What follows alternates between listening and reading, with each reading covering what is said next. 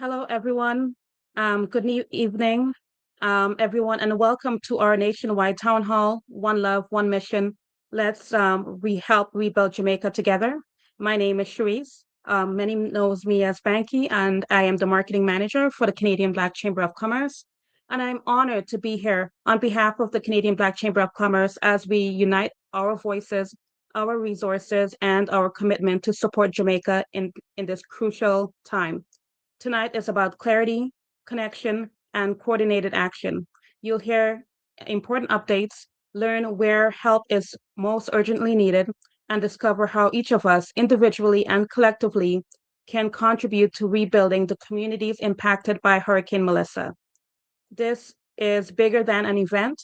This is a moment of solidarity, a reminder that our diaspora is powerful, resilient, and unstoppable when we move in one mission and one heart. Thank you for being here, and your presence matters. Before we get into the discussions that we're having today, I would like to start with land acknowledgement. I'd like to begin by acknowledging that we are joining this town hall from many parts of Canada, all of which are the traditional, ancestral, and unceded territories of First Nations, Inuit, and Métis people. Wherever we are located today, from coast to coast to coast, we honor the enduring presence, deep stewardship, and living cultures of Indigenous people across the Turtle Island.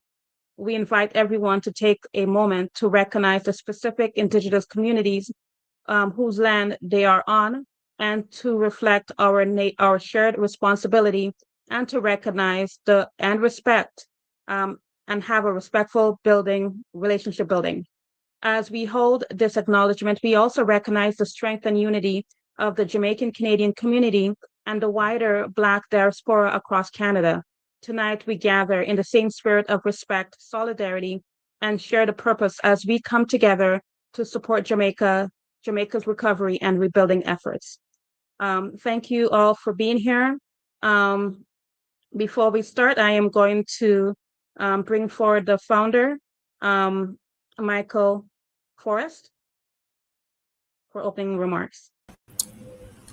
Good evening, and Becky, thank you so much for that wonderful opening remarks for the Canadian Black Chamber of Commerce. It is a great privilege. I definitely bring greetings on behalf of our board, our members, our staff, and our volunteers across this great country of Canada. We are very moved by this opportunity to be a support to the many Jamaican organizations across Canada. You know, when we first began asking ourselves, what can we do to help the movement across Canada? It was my family and friends who said, we need to do something and make sure that we can find ways to bring the Jamaican community together in our small part of this helping to rebuild Jamaica after this dreadful storm that she's gone through. I want to first bring homage to the groups that we are definitely representing. And in our journey, we found over 14 plus Jamaican organizations across Canada. And they are such as Jamaican Canadian Association of Alberta, Jamaican Canadian Association of Northern Alberta as well. There's Jamaican Cultural Association of British Columbia, Canadian Jamaican Medical Association Society. There's also Jamaican in London Association of Ontario. Of course, there's JamPro Corporation doing great work here, promoting Jamaican trade and investments as well. We also found Jamaican Association of Manitoba, Jamaican Cultural Association of Nova Scotia. And in Brunswick, we found also Jamaican Canadian Association of New Brunswick. In Ontario, we have Jamaican Association of Ottawa, and of course, Jamaican Association of Toronto as well. We also want to recognize National Institute of Jamaican Canadians, also Jamaican Canadian Association again, I mentioned before in Toronto, the JCA. In Hamilton, the Jamaican Canadian Association of Hamilton. In Windsor Essex Caribbean Association, known as WECA. And of course, in Oshawa, Canadian Jamaican Club of Oshawa. In Quebec, we also found a group called JAM, known as Jamaican Association of Montreal. In Saskatchewan Jamaican Association. In Newfoundland, we found Jamaican Canadian Association of Newfoundland and Labrador. And of course, we want to also recognize the High Commissioner office in Ottawa, representing the country of Jamaica here in Ottawa at the embassy. And we also want to recognize as well the Consulate General of Jamaica in Toronto, the Jamaican Honorary Consulate in Vancouver, the Jamaican Honorary Consulate in Edmonton, and that basically that's who we want to definitely recognize. And we also want to recognize that the Jamaican population is one of the largest Black population in Canada, just north of a 250,000 people. And we recognize that, in many parts of this country, there are Jamaicans, and not just Jamaicans, but many allies to the Jamaican community. And we definitely want to make sure, pay homage and pay our respects to the rebuilding that must go on in Jamaica. And I was speaking with the High Commissioner a few days back, and one of the great things that we recognize is that Jamaica has many great friends around the world, and we want to definitely reach out to all Canadians to make sure they can definitely support in this rebuilding in this beautiful island in the Caribbean Sea. Thank you. Thank you, Michael. As we move forward, I would like to introduce Zahara Acha. She would give a welcome to the Francophone communities that are on this call right now. One moment while I bring her over.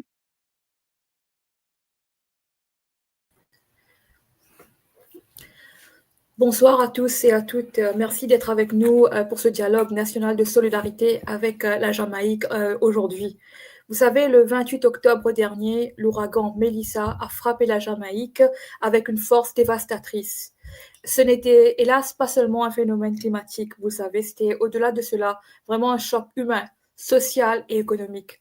Et au niveau de notre chambre de commerce, donc la Chambre de commerce noire du Canada, bien sûr, on travaille en tant qu'espace de coordination du pouvoir économique des communautés noires du Canada et au-delà. Et en temps de crise, le leadership économique, vous le conviendrez, devient quand même un leadership humain. C'est vraiment dans cette optique que ce soir, nous sommes réunis ici pour justement parler de force, d'espoir, la force d'une diaspora engagée et l'espoir d'une reconstruction, mais vraiment durable, capable de résister au futur choc. Et nous sommes ici pour écouter avec beaucoup d'humilité, avec beaucoup d'ouverture. Nous sommes ici pour comprendre et surtout pour agir aux côtés du peuple jamaïcain en toute solidarité. La Jamaïque peut compter sur notre solidarité, la solidarité du Canada aujourd'hui et pour tout le chemin de reconstruction qui a été amorcé. Sur ce, je vous remercie encore une fois et je te repasse la parole, Banky. Over to you, Banky.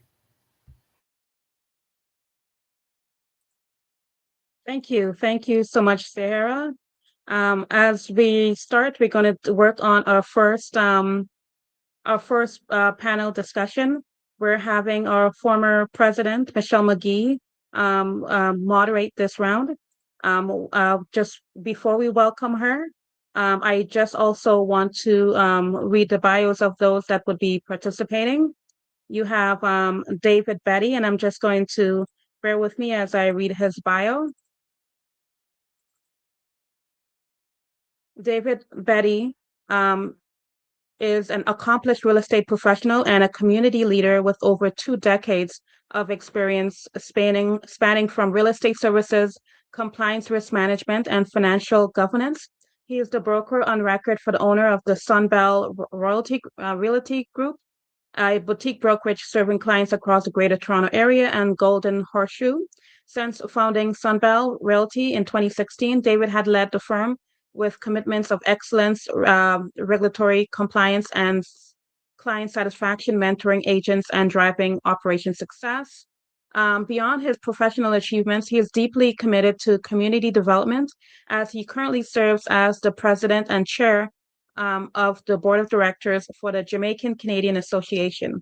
Having previously served as a treasurer over 4 years, he also holds leadership role in organizations such as Black Realtors Association of Canada and the Lions Circle of African Canadian Men's Association.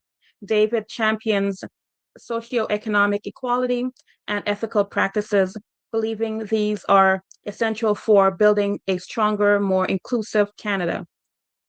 So definitely want to welcome Betty, the president of the JCA in Toronto. Also wanted to also introduce our next person that also would be speaking today, Miss T. Olive Phillips, from the Jamaican Cultural Association of Nova Scotia. Olive Phillips is the president of the Jamaican Cultural Association of Nova Scotia. She is the co-founder of the organization, which established and incorporated with joint stocks companies in Nova Scotia in 2023. Olive was born in Jamaica, attended Clarendon College, after which she received a scholarship to attend the University of the West Indies. She graduated with BSc degree. Sorry, I'm going to make this quick because I'm having problems seeing. Um, I would like to, in any event, I would like to introduce Miss Olive Phillips, and also Michelle McGee. One moment here.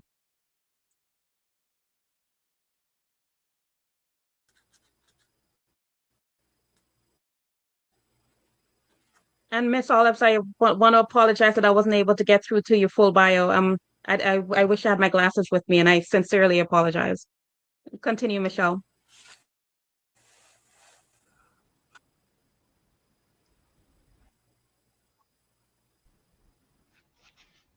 Sorry, Michelle, you're on mute. Go ahead. Sorry.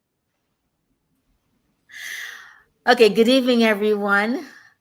David, so good to see you again, Miss Olive Phillips. It's so lovely to meet you, and it's an honor here to be moderating at this panel.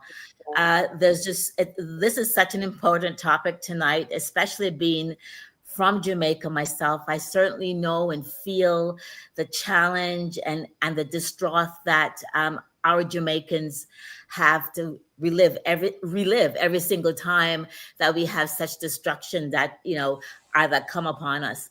As a matter of fact, I was supposed to be there for my high school reunion from Excelsior, and that same weekend, and Melissa said, no, you're not going.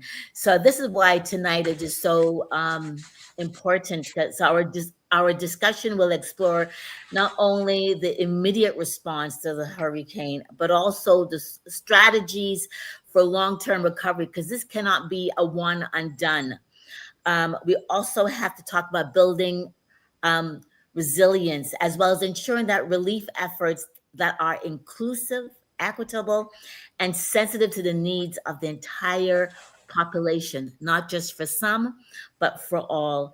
So welcome to this discussion. Welcome to the conversation. And thank you so much for giving of your time this evening to be here. So Miss Olive, I know Mr. Betty for quite some time. So I'm just going to start with you, Miss Olive, if that's okay. Can I start with you? Can you hear me?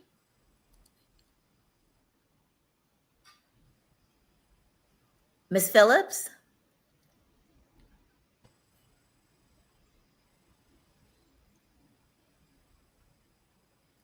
Is she, are you okay, no, she's not frozen. Miss Phillips, can you hear me? Can you hear me, David? Yes, I can. Can you hear me? Yeah, I can. I'm just wondering. I can hear you now, yeah. Okay, perhaps. Oh, fantastic. What would you like me to say? No, I just wanted to ask you a few questions and just really join in not ask, but just is really a conversation, just to join the conversation, because we know you have many years in which you have been supporting Jamaica from the diaspora. So many of us leave, but our heart remained there, and you certainly are one of the persons. So I'm just going to ask you, so Ms. Phillips, you have long worked to connect the Jamaican Canadians to their roots and support communities back home. And I wonder if you could probably just talk a little bit about how can cultural identity and heritage play a role in a disaster recovery and rebuilding? Can you connect? Do you think that connecting to culture can strengthen and have so we can have resilience?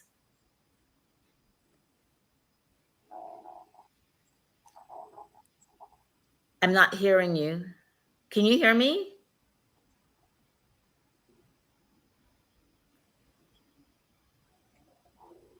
Ms. Phillips? Can we talk a little bit about the Are you work speaking that to you me? do? Yes, I am. I can't hear you. I can't hear you. You can't hear I me? can't hear you. Okay. Can you speak a bit about the work that you It's do? broken up. I can't hear you. Am I breaking up? But not for me, you're okay, but I guess she's not hearing you so well, it seems. Okay, maybe Okay. this is Not hearing. Are you hearing me better? no. No. It might be her system. I wonder if Would you like me to speak? Yes, I certainly would. don't And hear just you. talk about some of your efforts. David, can you hear? I can hear you. She would like for you to talk about your efforts there organizing the Jamaicans there in Nova Scotia.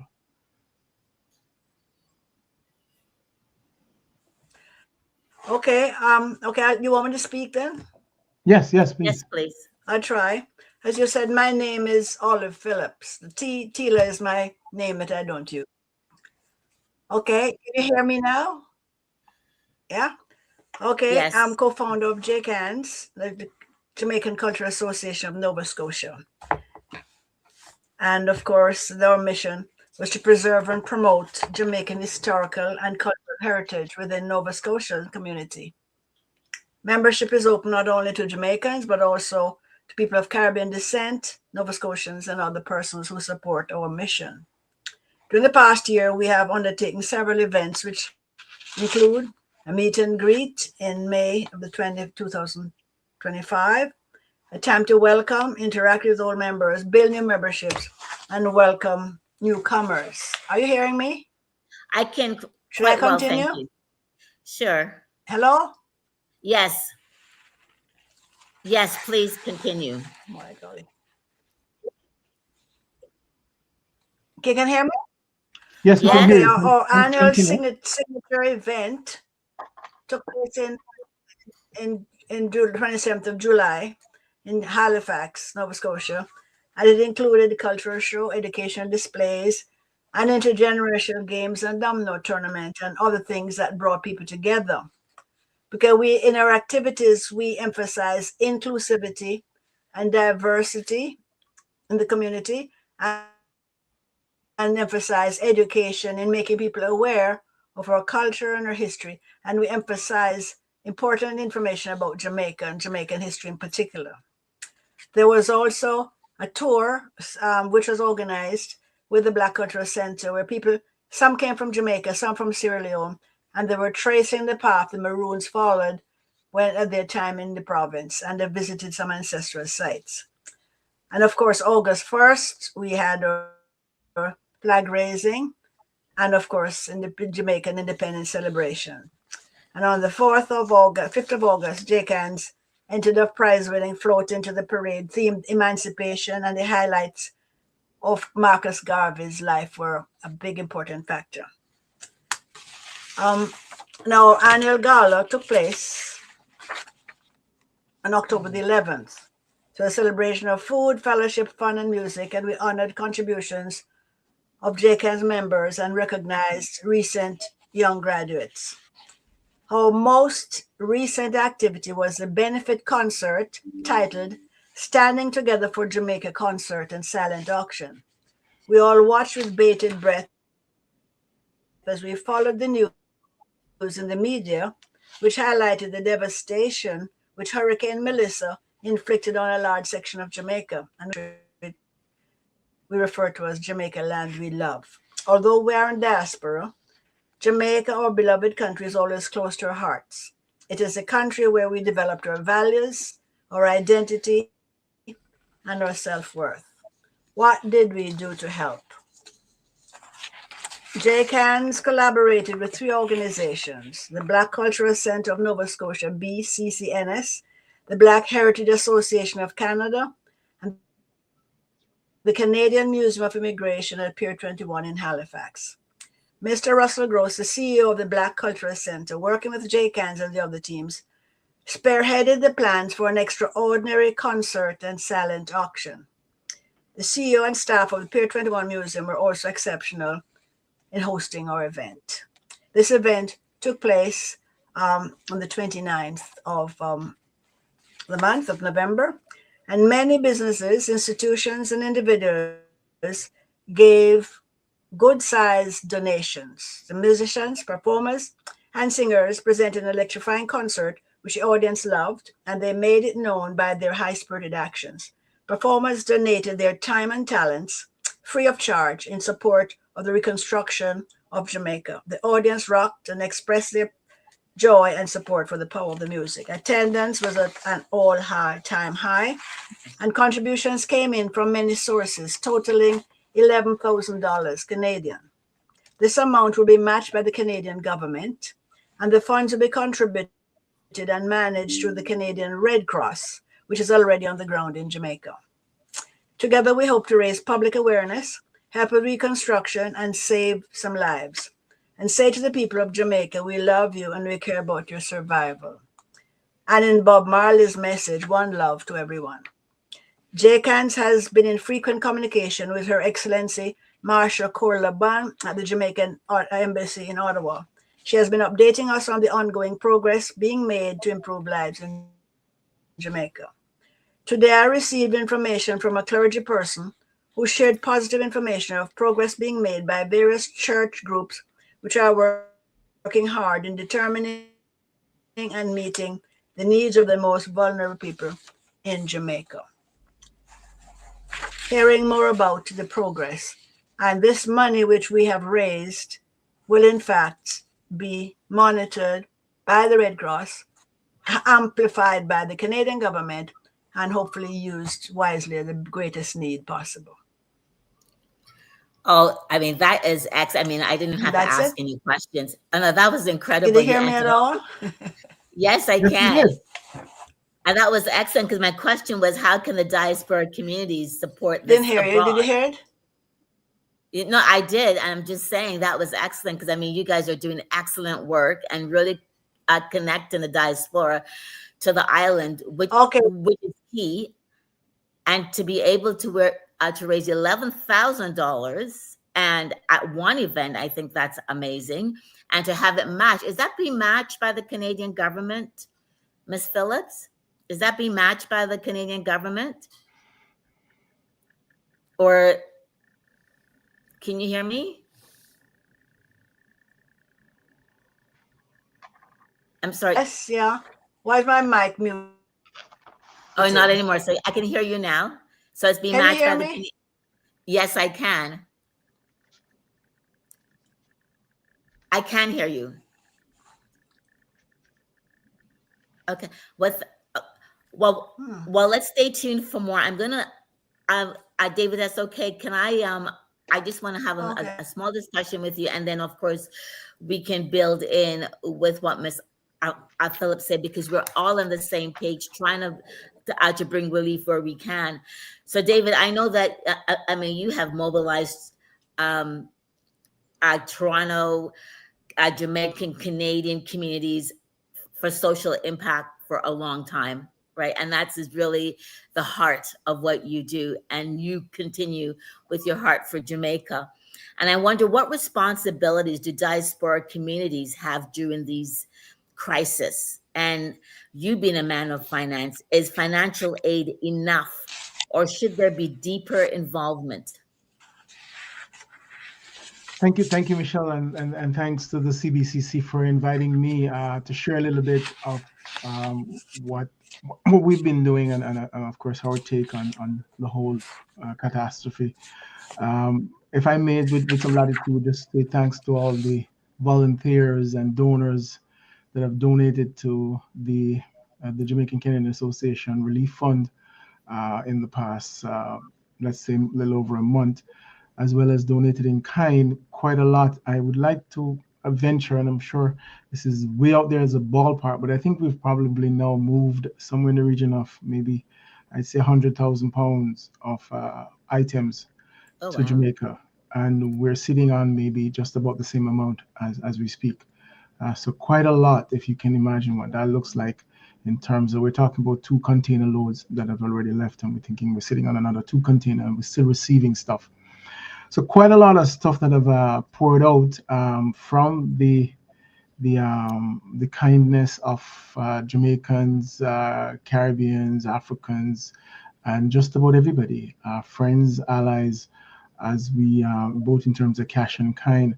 Maybe I just say this now. I'm sure you probably have it in Michelle to ask me, but in terms of money raised, I think we're about $670 something thousand amazing. raised. So listen, I tell you, it's an amazing feat, accomplishment at this point in time. We go until the end of March, and we're hoping to make that target for $1 million. And Olive, I'm proud of you getting it matched by the federal government. We're working on the same thing. Obviously, it's quite a lot more, so maybe it's a little bit more work for us to get it matched, but we're working on it nonetheless. So with our MP behind us, I think we're going to be hopefully we're going to be lucky with getting it matched as well, which would be just so awesome. But your question is it just financial resources that and in kind that's going to help Jamaica out of this? And of course, I think the obvious answer is no. There is going to have to be a lot of rethinking of how we build back better, how we become more resilient, especially given the current climate, right? Because one of the things, I'm no scientist, but the argument is that global warming may have contributed to the intensity of the Melissa, and that there could be more in the making. And not only is it that the intensity is expected to increase, but also the frequency as well. If you remember, Beryl hit that almost that same area last year. So, right. For sure, there's evidence there as well, very recent past that tells us that this is, something that we should take very serious, and that we want to make sure building a lot more resilience in, our infrastructure, both housing, our network infrastructure. So, our electricity infrastructure, our communication infrastructure, our water infrastructure. There's quite a lot that we have to rethink. And I think, we're going to need a lot of, as we say, all hands on deck in order to make sure that, this, as we build back, we do build back better. And that, while we've suffered greatly, that in the end, we've got something to show that we not only did we patch it up and start, but that we did take a really hard look at how we can build some resilience into that. Oh, that's excellent. And you know what? And I hear some key words, like you're saying, the financial is good, but however, we need more. We're talking about skills, and we're talking about network, and we're talking about advocacy that can strengthen the community. So then, therefore, how can we get the diaspora members get involved without being on the ground? So is there a strategic plan that you have to get us more? I mean, because we all want to help. We all have family there. A part of us is our schools, our communities, especially those of us like myself. I came here when I was 17. So I'm Jamaican through and through and through. And then I'm Canadian. So I do say I'm Jamaican Canadian as opposed to Canadian Jamaican, because I got my grounding and my principles and everything, my values, from being a child growing up in Jamaica. And I'm just wondering, how can many of us who have this passion about our homeland, really get it involved? So, I mean, obviously, I'm going to say this, and it's not because I'm the president of the JCA, but I think, wherever you are, you should probably, it might be a good idea, as Michael has pointed out, a number of these organizations are with us tonight, are supporting us. And I think you should, get involved in these organizations, become a member of these organizations, but also get involved in the leadership of these organizations. We at the JCA, I tell it honest truth, we're having conversations because we've been focusing a lot on the diaspora here in Canada, which is not wrong. We should, because that's our mandate. But we also know we're thinking, we want to be a little bit more in Jamaica and understand, a little bit more what's going on in the nook and cranny of Jamaica as well. Because I think, some of the stuff, I'm sure, and not just to the JCM, I'm sure probably to the diaspora community may have come as a surprise for some of us anyway. As to, for example, the type of housing that is in Westmoreland, for example. And, because a lot of people would have probably gone to the hotels in Westmoreland and they, for them, that's Westmoreland. But, as we could see, Hurricane Melissa has revealed that there are, some individuals who, for example, their tenure on the land is questionable, and therefore the homes that they build are also not resilient because they don't own the land on which they're building. So we need to be getting more involved and lobbying, advocating for reform, and also to help. Because in some cases, not just the government we're going to allow to do that. We ourselves can help in terms of facilitating some of these transitions that are needed as we help the different communities. The schools, Michelle, you mentioned, and first of all, I want to recognize that the past students associations here do an awesome job. So I want to knock that. They do some, and you're part of that too. So I am.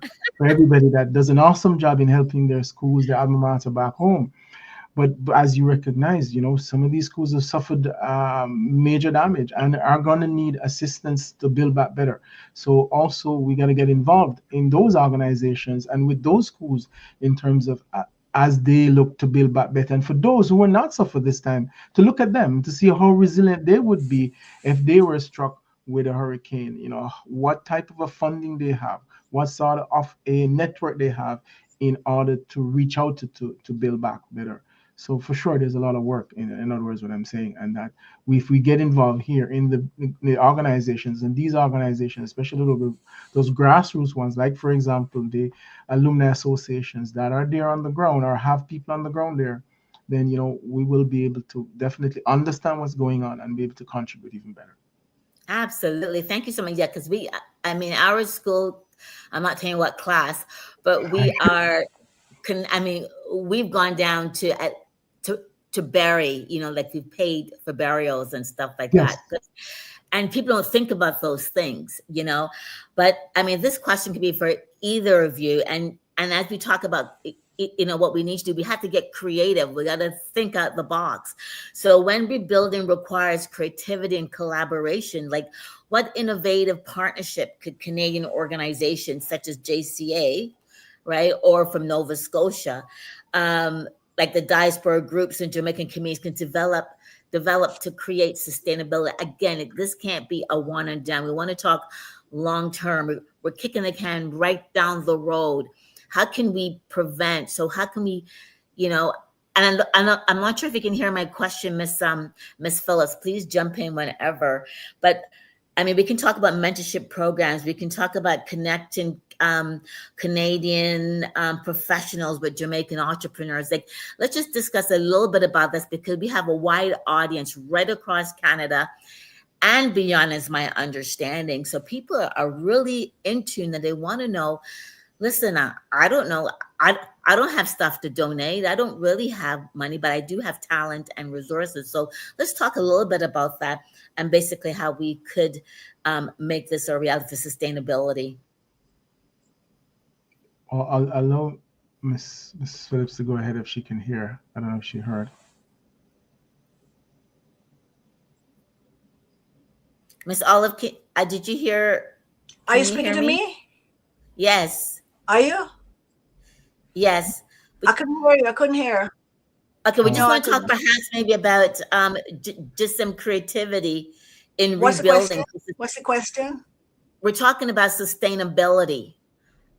What can we do, to ensure that our efforts is not one and done, but sustainable and will last a long time? She's not hearing.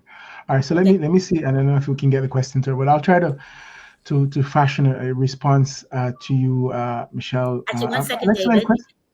I was a banking or operations. Could you perhaps just maybe phrase the question in a brief and put it in the chat for Miss Olive, because she's having a little difficult. That's quite a challenge. And actually, some people have gone and connected with schools and hospitals directly to know what their needs are. And I guess that's what people have collected a lot of stuff and shipped. But they're connecting with specific groups like Father Holong. What's it called? I forget the name it's called. You know about him? Yes. Father Holong? St. Teresa's. One of the churches, some of the churches are doing good work on the ground, I'm being told. Excellent. Thank you for that. Yeah. The reception is bad. I can't. I know it's difficult, and I do sorry that you're having those challenges. David, would you like But we have to keep the message in the front of people's eyes and ears and let them know that, because people are asking, what's the status of progress in Jamaica now? What is the progress? And of course, the media, if you listen to the media, you get brokenhearted. Hello? Yes. Yeah. But we connect with people we know, an organization. We're having a little bit of technical difficulties with your system. I don't know why the reception is so bad. I don't know. Not hearing. Okay. I'm losing all your words. Losing. Oh, I've just asked Banky to send you the questions inside your chat. So watch the chat, and then the question will be. But in Halifax, some of the churches have been gathering mainly clothing and food and stuff, and they've been shipping off barrels and barrels. So they've been doing that, and so people are in fact they're not necessarily even Jamaicans. They just want to help. Exactly. You know, because many people have gone to Jamaica as tourists, and some of them love the place. Yeah, we're humans, right? Technical difficulties. I'm not hearing. Yeah. Okay. Thank you so much. David, did you want to talk about some of that innovative ideas that we could probably pull out to ensure sustainability? Technology for AIDS, whatever. And I'm not sure what you're actually directly involved in, or some ideas that you may have to ensure sustainability. David, can you hear? I mean, or it's. I can hear. Can you hear? Yeah, he's thinking. He's thinking. Oh, okay. So can you hear me, Michelle? I can. I can also hear you thinking as well. Beautiful. Oh, okay. Can you hear me thinking as well? All right. So let me first of all say, in terms of the sorry, just repeat the question so that you know. I know we're just talking about basically what innovative partnership can Canadian organization, diaspora groups, or whatever, and Canadian communities develop to make relief sustainable, so it's long term and it's not a one and done. My word tonight is one and done, because this is what we do. We put band-aids, but we don't want band-aids. We want that arm completely healed, right? So cast right to healing. So let's talk about sustainability and what are some of the innovative things that we can do. Let's think outside of the box for a minute. Yeah. So, and of course, I would. Well, some groups are going down. Some people are going down, to see what they can do. Okay, so I'm not sure she's hearing me, but so I wanted to point out that actually I think on the 15th, so next week that is, I think there is a group going down from the Carpenters Union. They're going down, and I believe they'll be partnering with the Army in terms of some rebuilding work. So as Oliver said, some groups are actually going down for sure, and there's also an opportunity. I'm not sure how well this is working, but there's an opportunity for people to volunteer on the supportjamaica.gov that JM website as well. So that could be some way that people want to get involved at that level could do. But you're looking for innovation, so let's talk a little bit about that. And let's talk about, first of all, the partnership that's possible between, for example, organizations, between even governments. So you can lobby, for example, in your own way. So even if you don't get involved in an organization, you could lobby, for example, a city to partner with a city in Jamaica, so have that sort of a partnership at that level where they can provide best in class kind of, solutions for different things, so that as they innovate, as they try to build, they can leverage what's relevant, what's current, what has worked for a city here, our town here in Canada, and that a little town back in Jamaica can also benefit from. So there is also that I think that's possible. There could also be, if you're in an organization, to find another organization there to partnership with. Now, I'll say even CBCC, which is a kind of an organization that is along the line of cooperative, is to probably encourage. So maybe CBCC could, maybe with another organization that's on the ground there, or maybe encourage others to form organizations in terms of, for example, entrepreneurial pieces. For example, one of the things I've been talking about is, as I looked at the farming community that has been devastated, one of the things I think is going to happen is that individual farmers are going to be asked to build back rather than having a cooperative that they can lean on to build back with, right? So maybe one of the things is encourage cooperatives to be formed, so maybe, like we had the Christiana Potato Farmers Cooperative back in the days, maybe still active as well. Maybe there could be other cooperatives, Yellow Yam, I don't know, cooperative. So maybe that could be some of the things that organizations here that are good at organizing could also help in terms of organizing farmers there to be, build resilience into an association there, that they as farmers can, even have some sort of a funding, maybe putting away a little bit at a time to create some funding that they could turn to in the event of a disaster, to buy back seeds, to whatever it is, to get going again, rather than looking to government. And I'm not suggesting the government should not help, but sometimes we're going to help ourselves as well. Absolutely. So just real quickly then, what kind of challenge do you see that could cause an issue for us what kind of challenge that might exist to block some of this progress or innovative? So what obstacles and how could they overcome?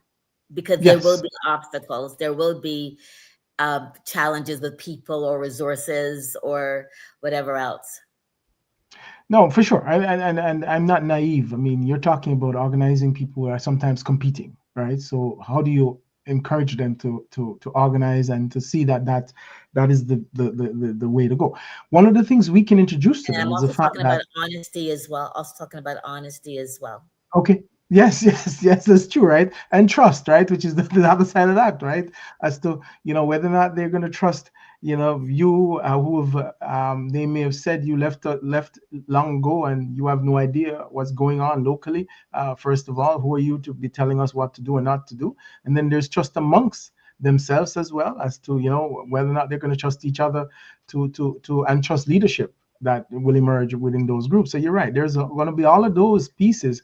But again, that's why I'm saying individuals who have organized and have had to overcome those things would be the best to kind of assess, yes, I understand these are the elephants in the room, but here is how, when I was organizing so-and-so, how I overcome this. And so you make them believers by the fact that you've done this before, and that you believe and can demonstrate that the result is worth the effort, so to speak. Yes, and then that piece about respect as well, respecting that they're on the ground and they know a thing or two. I think quite sometimes us on the diaspora think, oh, we know all this westernized stuff and oh, we know the best of everything. And sometimes it's the grassroots things that are really what really works. We talk about going back to organic. Listen, my dad was giving me organic stuff. I didn't even know. I mean, 7 C's tablets. We were getting all this good stuff, So obviously he knew something that I didn't know years and years and years ago. And now as a very mature adult, I'm now hearing these things, and then we have to rely on those on the ground that they do know a thing or two to support themselves in terms of, coming out of it and really listen. And how can we combine the left and the right?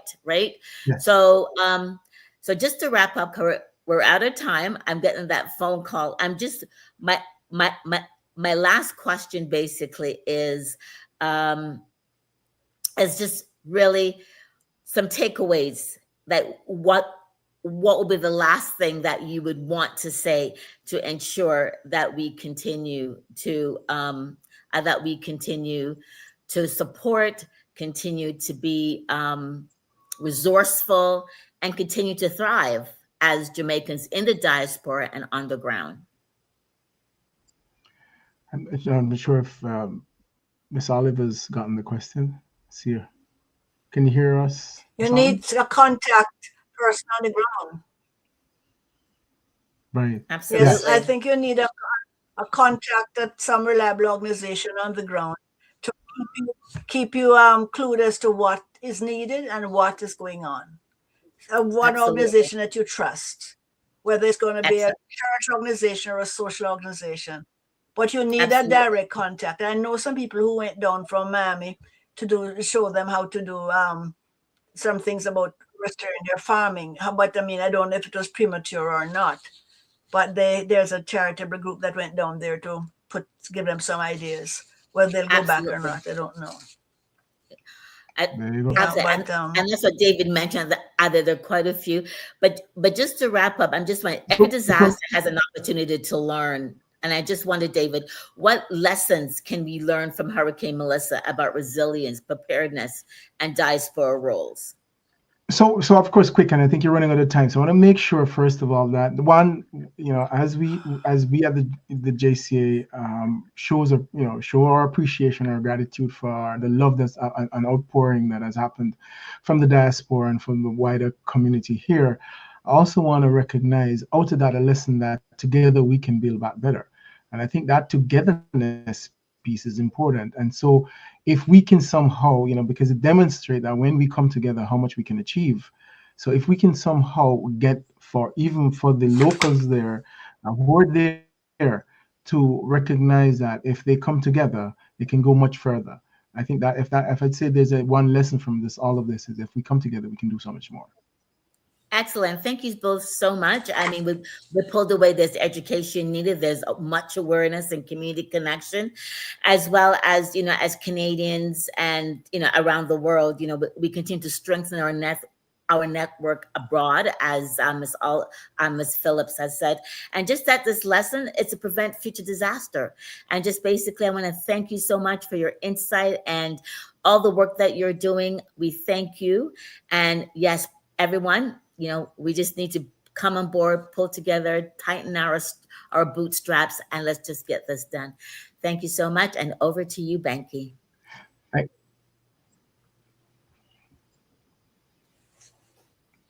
Banky, you're mute. Banky, you're muted. Thank you. Thank you so much. That was a great discussion. Thank you for your time, T. Olive Phillips and Dave Betty. Really appreciate you guys. And thank you also, Michelle. I'm going to thank you very much for having. Do a quick, sorry? One moment here. No, thank you much for having me and having the JCA and give us the opportunity to share. Obviously, there's so much to thank, so much to say, but obviously with time constraints, I just want everybody to know that we appreciate. And for those people who've been trying to get a hold of us, bear with us. It's still a little hectic, but we'll get to you. Awesome. Thank you so much for that, David. And thank you, Michelle.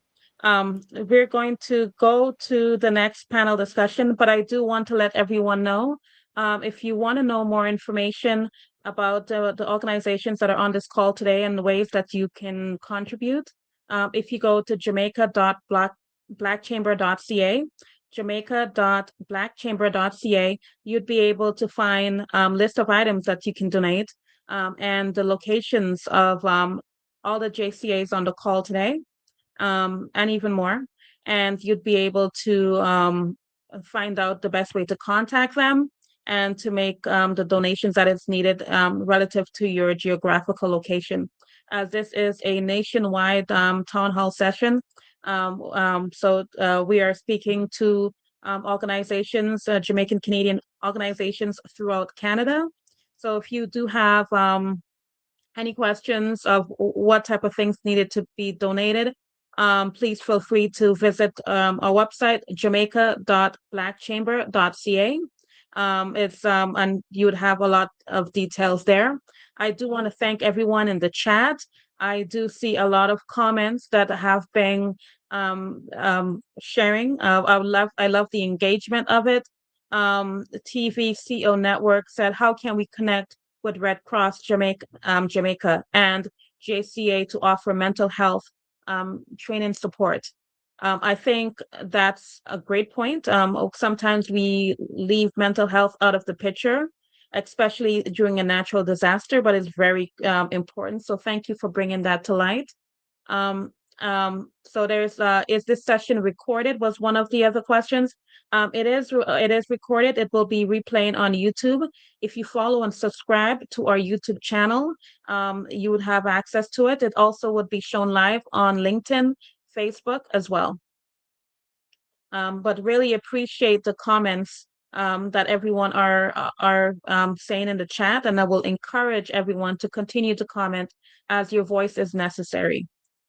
Just wanted to let you know that you can, just to reiterate, you can look into where you can donate. The list of items are listed and locations at jamaica.blackchamber.ca. I want to let you know we do have a great set of panel discussions that are yet to come.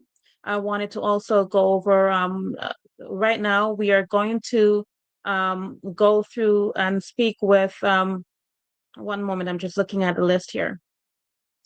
We're going to speak with Dr. Julius Garvey and Dr. Lee Errett.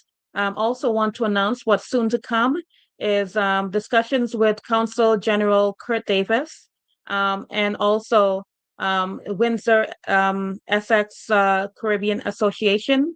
In addition to that, you're looking at other places. I'm just gonna glance down the list of people that are yet to come. The Jamaica High Commissioner to Canada, she will also be speaking in this session as well. Those are panelists that will be coming soon, so look out to that. For that, now let's continue as we bring back Michelle McGee onto the stage. And we also, hi Michelle, welcome back. Thank you. It's a pleasure. No problem. We're also going to bring our next panelist. We have Dr. Lee Errett, and we also have Dr. One second here. We also have Dr. Julius Garvey. So thank you everyone for being here. I'm just going to take the time to add everyone to the stage. And just looking for Dr. Garvey. I've seen him earlier.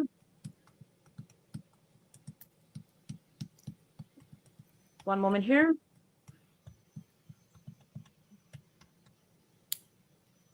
I'd love to read the bios. It's just that my eyes, I can't really see all the words. That's the challenge with me reading the bios. But I really want to take the time to read the bios. One moment here.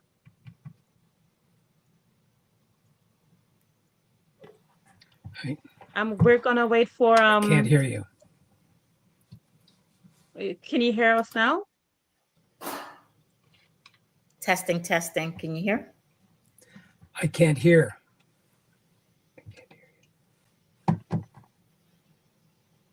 Banky, he's not, Dr. Lee's not hearing. If you let's see how we can do that. There's a settings button at the bottom that of your screen. If you can click on the settings icon, Okay. And then go to audio and see if your mic is connected. Yeah, did you accept the microphone? I can't hear. No hearing. Oh, he can't even hear. Okay. Let's we have, I think we should go to the next I'm sorry, the next I panel can't hear discussion. you. No Type the worries. steps to him. Type the steps. I'll type the steps to him, but he probably won't know to look in the chat if he can't hear the direction to go in the chat. I'll see if I can reach out to him behind the scenes, but I think it's best to move on to Michael Forrest. I think he's moderating a panel discussion, and we'll come back to Lee and Dr. Garvey, because Dr. Garvey went out of the stream and needs to come back in. Okay, So, that's fine. All right, thank you. All right. So do I just turn my camera off and microphone? Okay. Bear with me while I coordinate for having everyone be where they're Still supposed to can't be. hear. I can hear somebody. Hey, Dr. Lee, Dr. Eric, can you hear me okay? Yes. Can you hear me? I can hear you. Okay, great. Can you hear me? Yep. Okay, great. Got you. So, Benki, let's keep Dr. Lee Harrod here if you can, and let's find Dr. Julius Garvey if you can do that. And we'll bring Michelle back. Michelle, come back in if you can. Dr. Eric can actually hear us now. I'm here. Yeah. Dr. Harrod, can you hear Michelle McGee? She has to say something first. Oh, of course. No, I cannot. Not a problem. Can you not hear me? Can you not hear me? Julius? No. Okay, that's fine. I can hear him, so I'll moderate the conversation, Michelle. Not a problem. Benki, were you able to find Dr. Garvey? No, he had left. Great. So he hasn't come back on yet. No problem. Benki, please read Dr. Lee Eric's bio in the meantime. Actually, Michael, was the conversation thereafter. Can anybody? One moment, I'm going to try to set it. The fonts are too small, but bear with me. Thank you. I can't hear Banky either, Michael. No problem. So we'll just have a one-to-one, Dr. Lee Eric. Okay. Benki will read the bio, and we'll just have a conversation. Okay, sure. One moment here. Thank you. Okay. Dr. Lee Errett was the head of the cardiac surgery at St. Michael's Hospital for over 15 years. At the same time, he built a successful global surgery program, which has now spanned 30 years and 34 countries. Over the past 15 years, he has concentrated his work in Jamaica and China.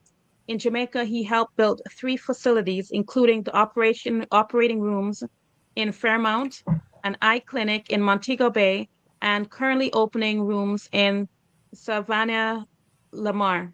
He has led 8 surgical missions with a variety of surgical specialties, including general surgery, urology, and orthopedics. Dr. Lee Errett is a recipient of the Order of Canada, which is one of Canada's highest honors, recognizing individuals who have made extraordinary contributions to the nation. Dr. Errett is a professor of surgery at the University of Toronto. He is credited for his transformational leadership in cardiac research and care, including his role establishing St. Michael's Hospital, Toronto, as a world-class center for cardiac surgery, as well as his dedication to educating future medical leaders and providing care in underserved areas worldwide. Thank you, Benki. And Dr. Lee, Eric, Yes. thanks again for joining us on this on the short notice. And I have one question for you, and I'm sure many are asking the same question. You could have chosen any country to give your time to, but you've chosen, the land of my birth, one of the most beautiful countries in the world, Jamaica. So why Jamaica do your benevolence and work around the world?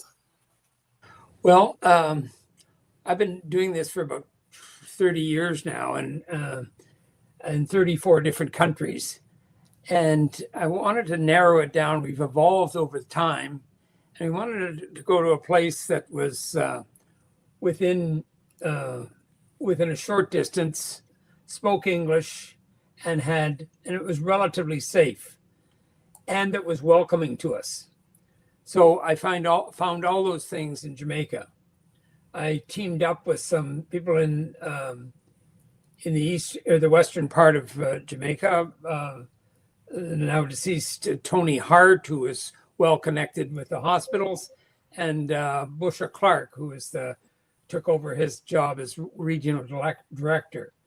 And with their help, we were able to accomplish a few things in the beginning. But the reason Jamaica, it was close, spoke English, relatively safe, was in much need of help, and we had a lot of diaspora in Toronto as well, including a couple of Jamaican surgeons who encouraged me to go there. Great. And Dr. Eric, I know one of the stories that you've mentioned before, you've brought Jamaicans to Canada to do surgery as well. Can you talk about exactly how that works in terms of bringing, those that are challenged for getting surgery to the Canadian marketplace as well? Yeah, well, that is a challenge. I'll give you one example. I've brought 5 altogether, 5 patients from Jamaica, and usually that either the facility or expertise in Jamaica isn't there, and that's not to demean anybody. I think it shows good judgment on behalf of the physicians and surgeons in Jamaica. How we've gone about that is sometimes a bit circuitous. One young boy who had a tumor on his neck, almost the size of his head, was thought to be too much of a risk for surgery. So in order to arrange it, we got a lot of help from the Canadian consulate, because the boy and his mother didn't have passports. And so we had to get them passports to come, and then the funding to go. And I raised the money to fund them to come to Canada. And there's such a thing in each of our hospitals to help foreigners, and one at no cost for the medical care. And that was at the Hospital for Sick Children, which was one of the best children's hospitals in the world, has such a fund called the Herbie Fund. I applied for that 3 times and was successful. And when we got him here, they had to have a place to stay, of course, while he was preoperatively and postoperatively. So I took him into my home, and the mother and the son. So he had the operation. It was very successful, and he went back to Jamaica with no longer this massive lump in his neck, and was basically ostracized from his child, and he was wearing a hoodie all the time to cover up this deformity that he had. And that was one of the successes we've had. We can't bring all the patients there, and that's why we go there to do operations. But some that are out of the realm of the Jamaicans, that's what we attempt to do. Great. Doctor, I want to share a question that's in the chat that came up here. It says financial support is great, but it's not enough. Mental health support is needed as well, and quite urgently. We at TVOC Network are a Canadian Jamaican Youth Foundation offering mental health support here on the ground in Jamaica. And they are looking to connect with anyone they can abroad here in Canada and elsewhere, because their concern is around the mental health part of it. I know that, yes, you're doing great work in terms of surgery and so forth, but yeah, can you comment on how we can that be of service in the mental capacity? I think it's a very pertinent and valid question for sure. And I've learned one thing, not to be so pigeonholed into just doing surgery. I'll give you an example that's similar to Jamaica, but it's here in Canada. We're working right now in Nunavut, way up in the northern part of Canada, and suicide rate is the highest per capita anywhere in Canada. Wow. And so what I've been doing is communicating with the hospital here called CAMH, which is the Center for Addiction and Mental Illness in Toronto, a very large, well-funded hospital who want to do work elsewhere. They have, so up north, we've set up not only telemedicine, but we have in the works having psychologists and psychiatrists travel to the north once a month for a week. Once every 4 weeks, they go for a week for appointments. In the interim, they do through telemedicine with a person on call 24/7 to talk to the people who need help. The visits are to have face-to-face interaction and also prescribe medication and other therapies. So there is a way to do it, particularly in the modern age. And I could link whoever asked the question to the people I've been in contact with at CAMH here in Toronto. Great, excellent. Doctor, you're a professor at the University of Toronto. You're a surgeon, cardiovascular surgeon. Doctor, you and I had a conversation maybe a few years ago, and you talked about, two mountains, and there are two famous mountains in Jamaica, in Portland. Let me be clear, in St. Thomas or St. Andrews, and they're known as Blue Mountain and John Crow Mountain, or we say John Crow Mountain, but right. It's John Crow Mountain and Blue Mountain. And you said to me, you're working on your second mountain. Can you explain to me the two mountains and the essence of giving back? I know last week was Giving Tuesday, but I want to make sure I encourage people to give back. But talk about this two mountain phase that you've talked about in your life. Well, in our society, we have to continually climb a mountain to deem what we consider to be a success. And in my case, I had to get good grades in high school and university, and then struggled to get into medical school. Once you get into medical school, you've got to get a residency. Once you get in residency, and you've got to go further subspecialty, and it's always climbing a mountain. And then you get into the profession, and you continue to have to climb the mountain. I am an academic surgeon. You have to publish papers, get grants, as well as being a surgeon. So it is a bit of a treadmill that you're on to get up this mountain.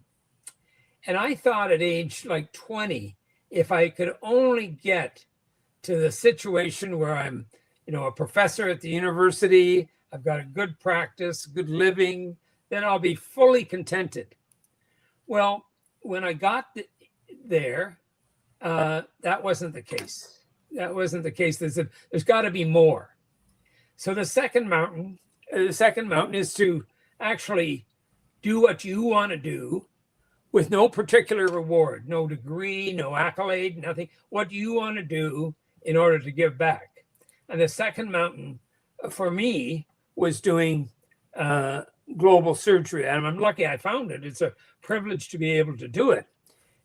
So I go around, and the reward of doing the type of work we've done in 34 countries and in Jamaica for a few years has been that second mountain to climb, which is just as rewarding as the first, but you use the skills and knowledge and training you have in order to get there, and you apply them voluntarily, and you're your own boss. That's an example of it. Definitely. And, Dr. Eric, it's so important to encourage everyone to give what they can, whether, their sweat equity, their resources, anything. Donations are critically important as well. And I know one of the things that speaking to people on the ground in Jamaica as well, yes, we see the devastation of the buildings being decimated, but there's also calls for the animals. I hear about the stench that people are smelling in the communities and so forth, and just the sewage system that's being totally been impacted as well. And so I just want to encourage everyone to give what they can, and also just make sure that they definitely be part of the process, and just encourage those around them to give. So before Dr. Lau, I'll share with you another question as well too. And I wanted to make sure to get Dr. Garvey in the segment as well. Let me just see if he's available first before I go on to the next question. Sure. Because Benki, is Dr. Garvey ready for the panel?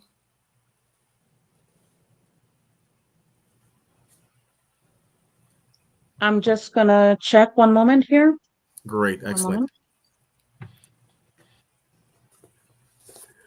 In the meantime, Dr. Eric, and it may be a message to all Canadians across Canada, there's some wisdom as to, why should they be of service and help Jamaica like you have? Sorry, repeat that, Michael? Well, the question is to all Canadians across this great country we all enjoy, why should they give to this, to Jamaica in this time of need? Well, there's lots of worthy causes to give to.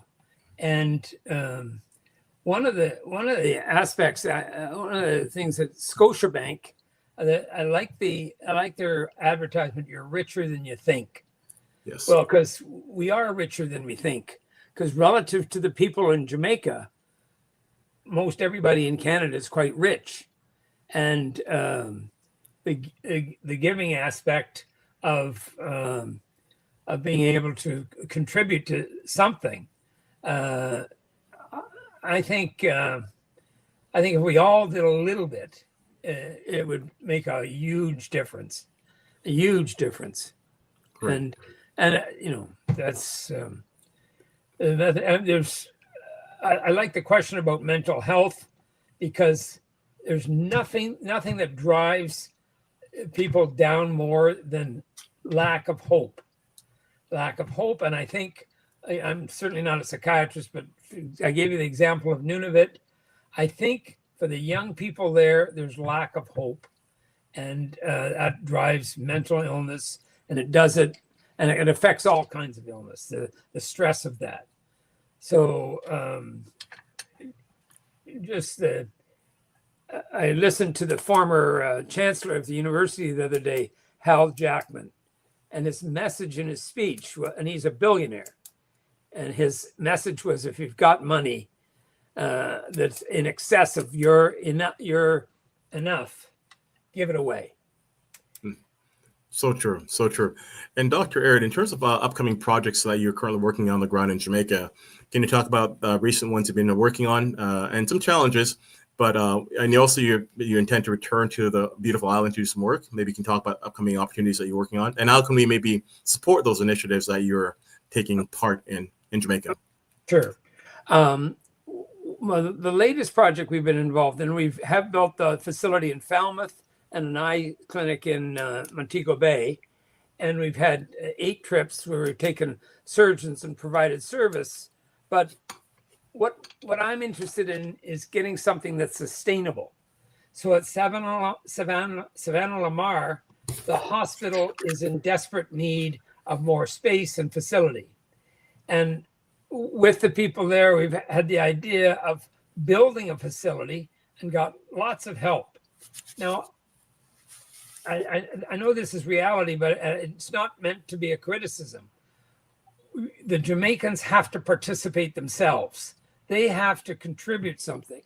What we're interested in is getting permits, and sometimes they're inexplicably difficult to get. We want to abide by the rules, but they're difficult. Another thing that's inexplicably difficult to get is all of our surgeons and doctors are professors at the University of Toronto. And I've been told when we apply for licensure there that we're not qualified. It's hard to fathom that we're not qualified to be able to provide some service there. And I'm not putting that out of reality. I mean, we've been told directly that. I've been told directly that. And they should make it a little more streamlined. In this day and age, you look at our credentials, our insurance, our qualifications, they can be done by a computer. It's all on a computer. Send them to Jamaica. We should have a license the next day. But sometimes it's taken 6 months, and it's a little difficult to fathom why that is. But that's kind of another story. The actual infrastructure was put on hold because we couldn't get permits or an architectural plan. And our donors that I've gone and convinced to give upwards of $500,000 of Canadian, a few of them have said, we're not going there to put money into something that doesn't have a plan. Just to give money. We need to see what the end goal is. And so, again, I'm just trying to speak reality. I'm not trying to be demeaning or any such, but you've got to have a plan.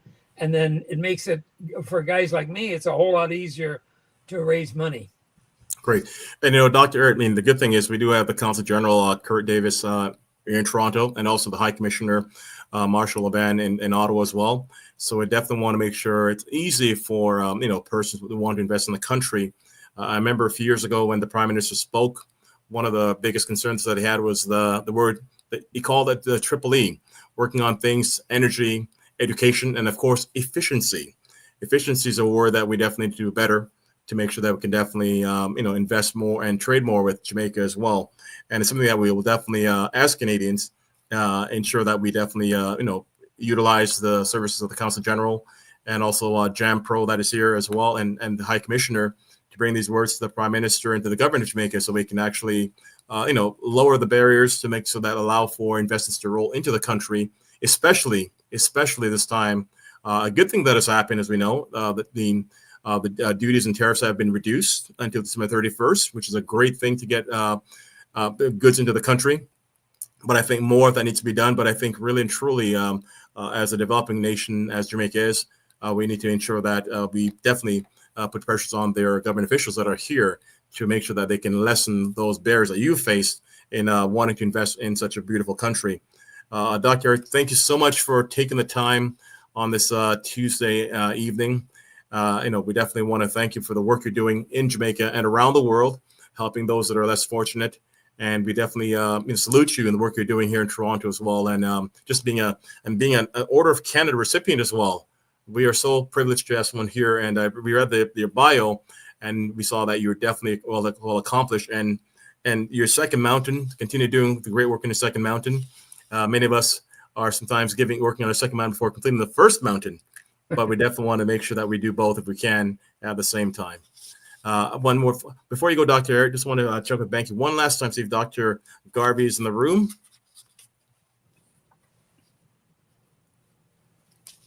And Banky, you're on mute. Okay. Oh, sorry about that. He's not here. Okay, not a problem. Dr. Eric, I'll definitely have to make sure introduce you both at another time for sure. I think you're both basically two peas in a pod, and I'll definitely create an opportunity for you to meet Dr. Garvey, the son of Marcus Garvey, who will join us later on this evening as well. But Dr. Lee, Eric, thank you again. And are there any last words you want to share with our audience before you take your leave? Find a cause and give to it. Great. And Dr. Eric, thanks once again. Happy holidays to you and family when it does come. And have a wonderful evening. We'll talk again real soon. Same to you, Michael. Always a pleasure to be with you.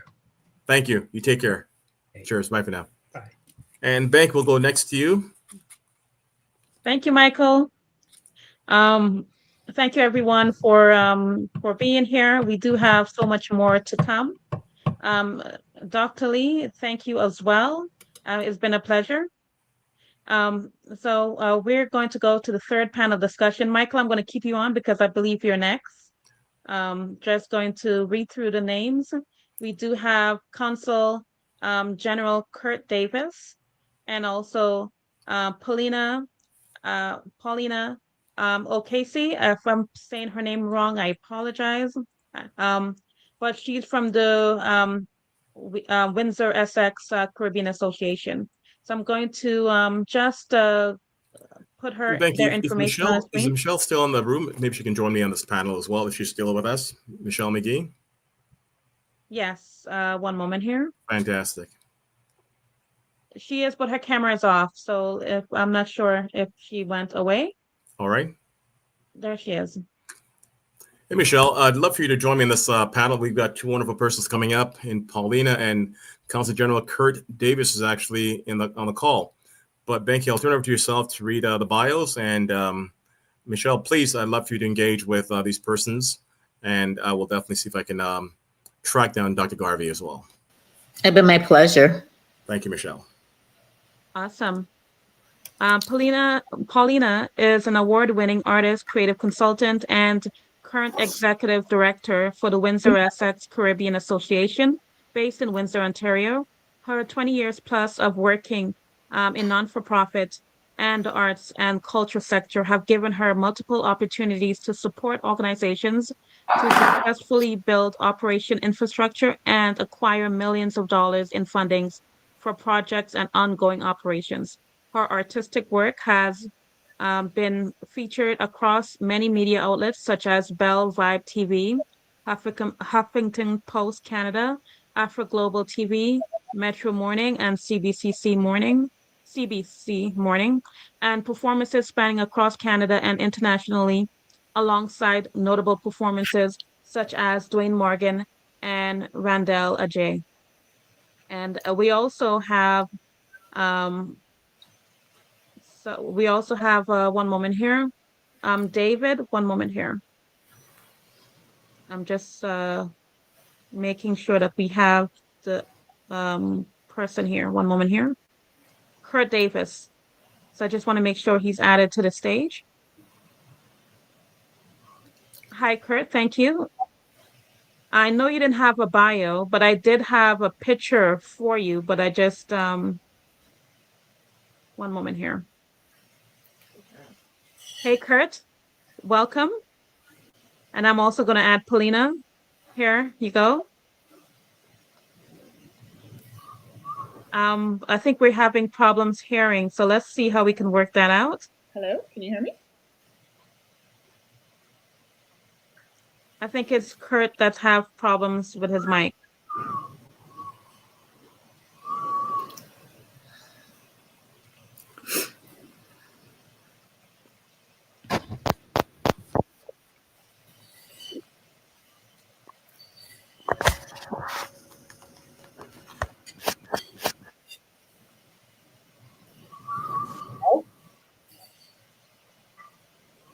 Are you hearing me now?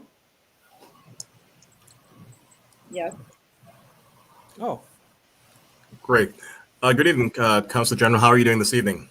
I'm doing very well. I'm glad to be here and glad to join this panel of other experts. How are you all doing?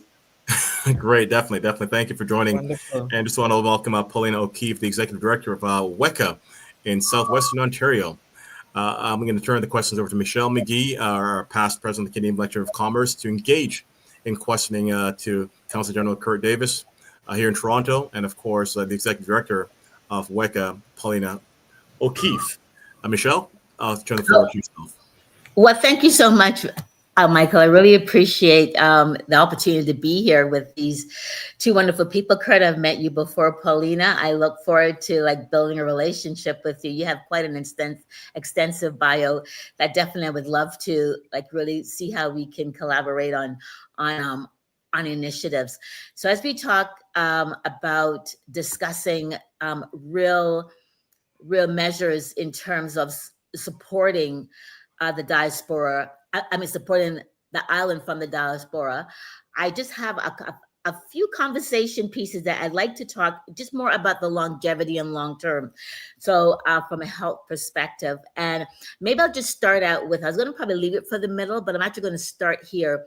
But as a woman, and as the chair of the National Women's Liberal Commission of Ontario, I must ask questions about our women and young girls, the impact of Hurricane Melissa.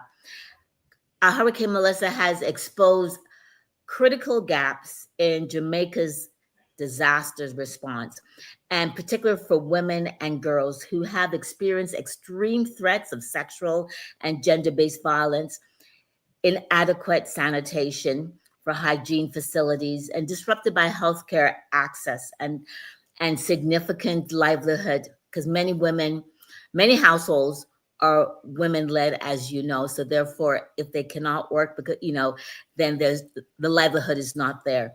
Can we speak to what gender response policies and mechanism that you think would really support the mission to ensure that our women and our girls are safe in Jamaica during this very critical time?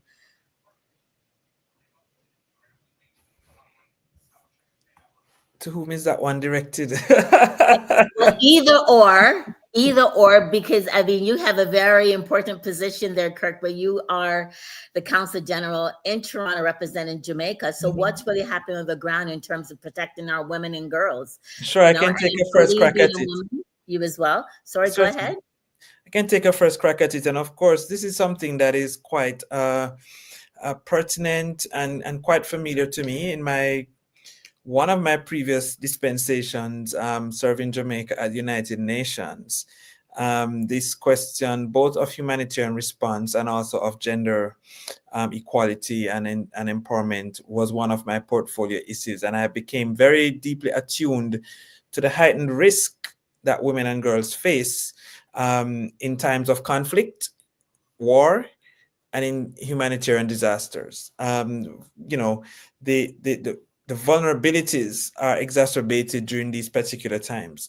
And it's for that reason the government included in its national policy for gender equality measures to address the specific vulnerabilities that women face and girls during these particular times, including recently strengthening the Domestic Violence Act to address the kinds of risks that persons face.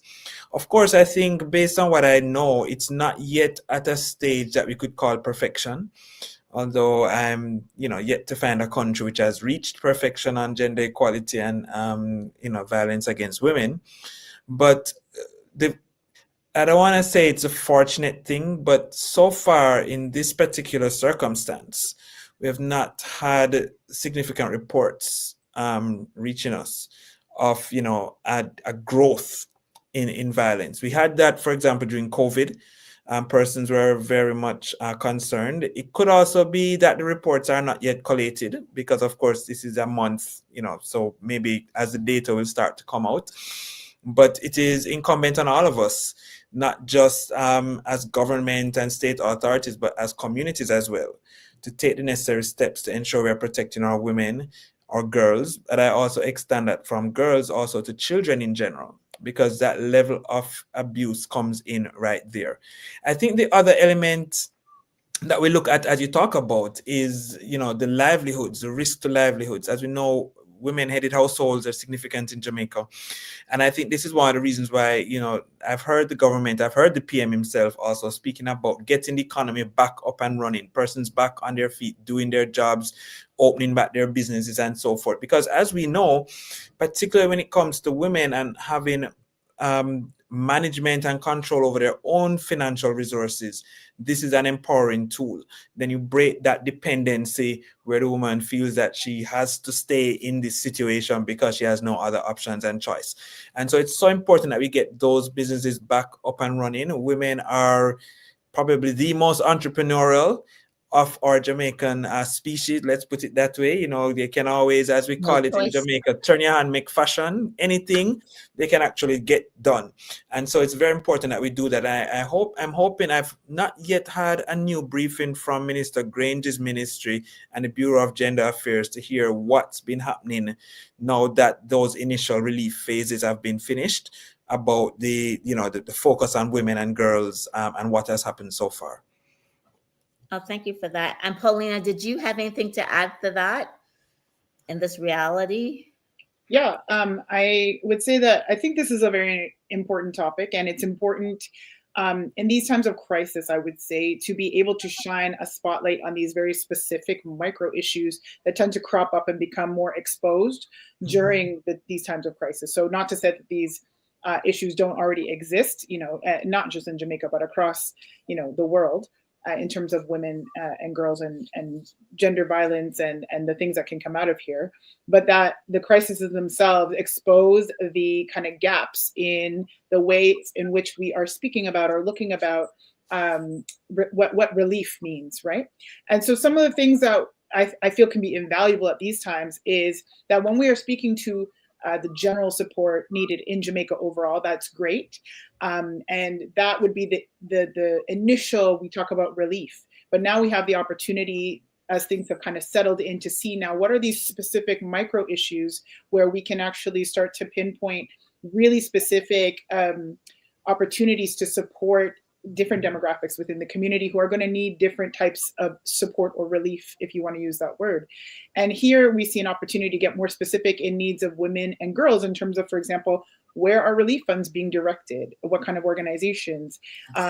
What kind of personal items? We have a list of personal items, particularly on babies and children, but what about personal sanitary items, for example, or things that are very specific to women and girls? And of course, as was previously said on a couple panels, what kind of mental health supports are we asking? If we're talking about things like gender violence and those types of things, that's going to require a whole different set and systemic set of reliefs.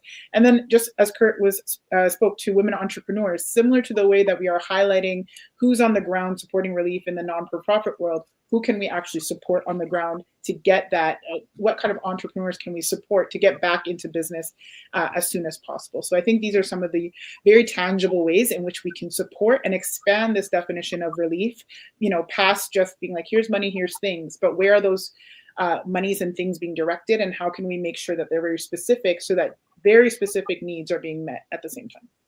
Thank you. If I could come back on that same point, just to really Absolutely. emphasize, it's so important to have those stakeholders on the ground. So, for example, the Women's Center Foundation of Jamaica, which runs about 5 or so schools or programs for young girls, young pregnant teen mothers who are then reintegrated into the school system. I know, for example, one of the centers was damaged during the hurricane, and you don't want to have persons falling out of that particular support system. So when you say, Paulina, very, very rightly, that you find the organizations and the entities on the ground which are at grassroots doing a lot of that work. In the case of gender equality and empowerment of women, one of the good things I found having taken that file is that the NGOs, civil society organizations, and the government ministries work so well together. It's almost like this partnership. There's no real adversarial thing. They push, and then the government has to do what it should do. And, it's this, it's almost like sisters in arms together. And, the few men like myself who get to join in. But it's The important. allies. The allies, you find the allies. ones on the ground who are doing very specific work, and you have quite a number of civil society organizations on the ground which are bringing that kind of support. So, for example, you have the network of women domestic workers. Some people call it the Housekeepers Alliance. I mean, a very strong and wide and powerful group, very active on the ground, and they would get into nooks and crannies, where the rubber actually meets the road. So that's just one example, and the Women's Center is another. And you'd have quite a few of them that we could actually try to identify so that they can, get the funding that would be needed and the programming support to do some of the work that they need to do on the ground. But I'm hearing this, Kurt, but I'm not really hearing what is actually there now. So in light of this reality, what concrete gender responsive policies are actually in place right now, and programs that are programs and accountability that measures that are being put in place? I'm really, and this is my last question, but I'm really interested to hear what is actually there right now protecting these young women, pregnant women, young girls are all caught in shelters. I mean, they're overcrowded shelters and so forth. But what is actually on the ground now for their safety? Mm-hmm.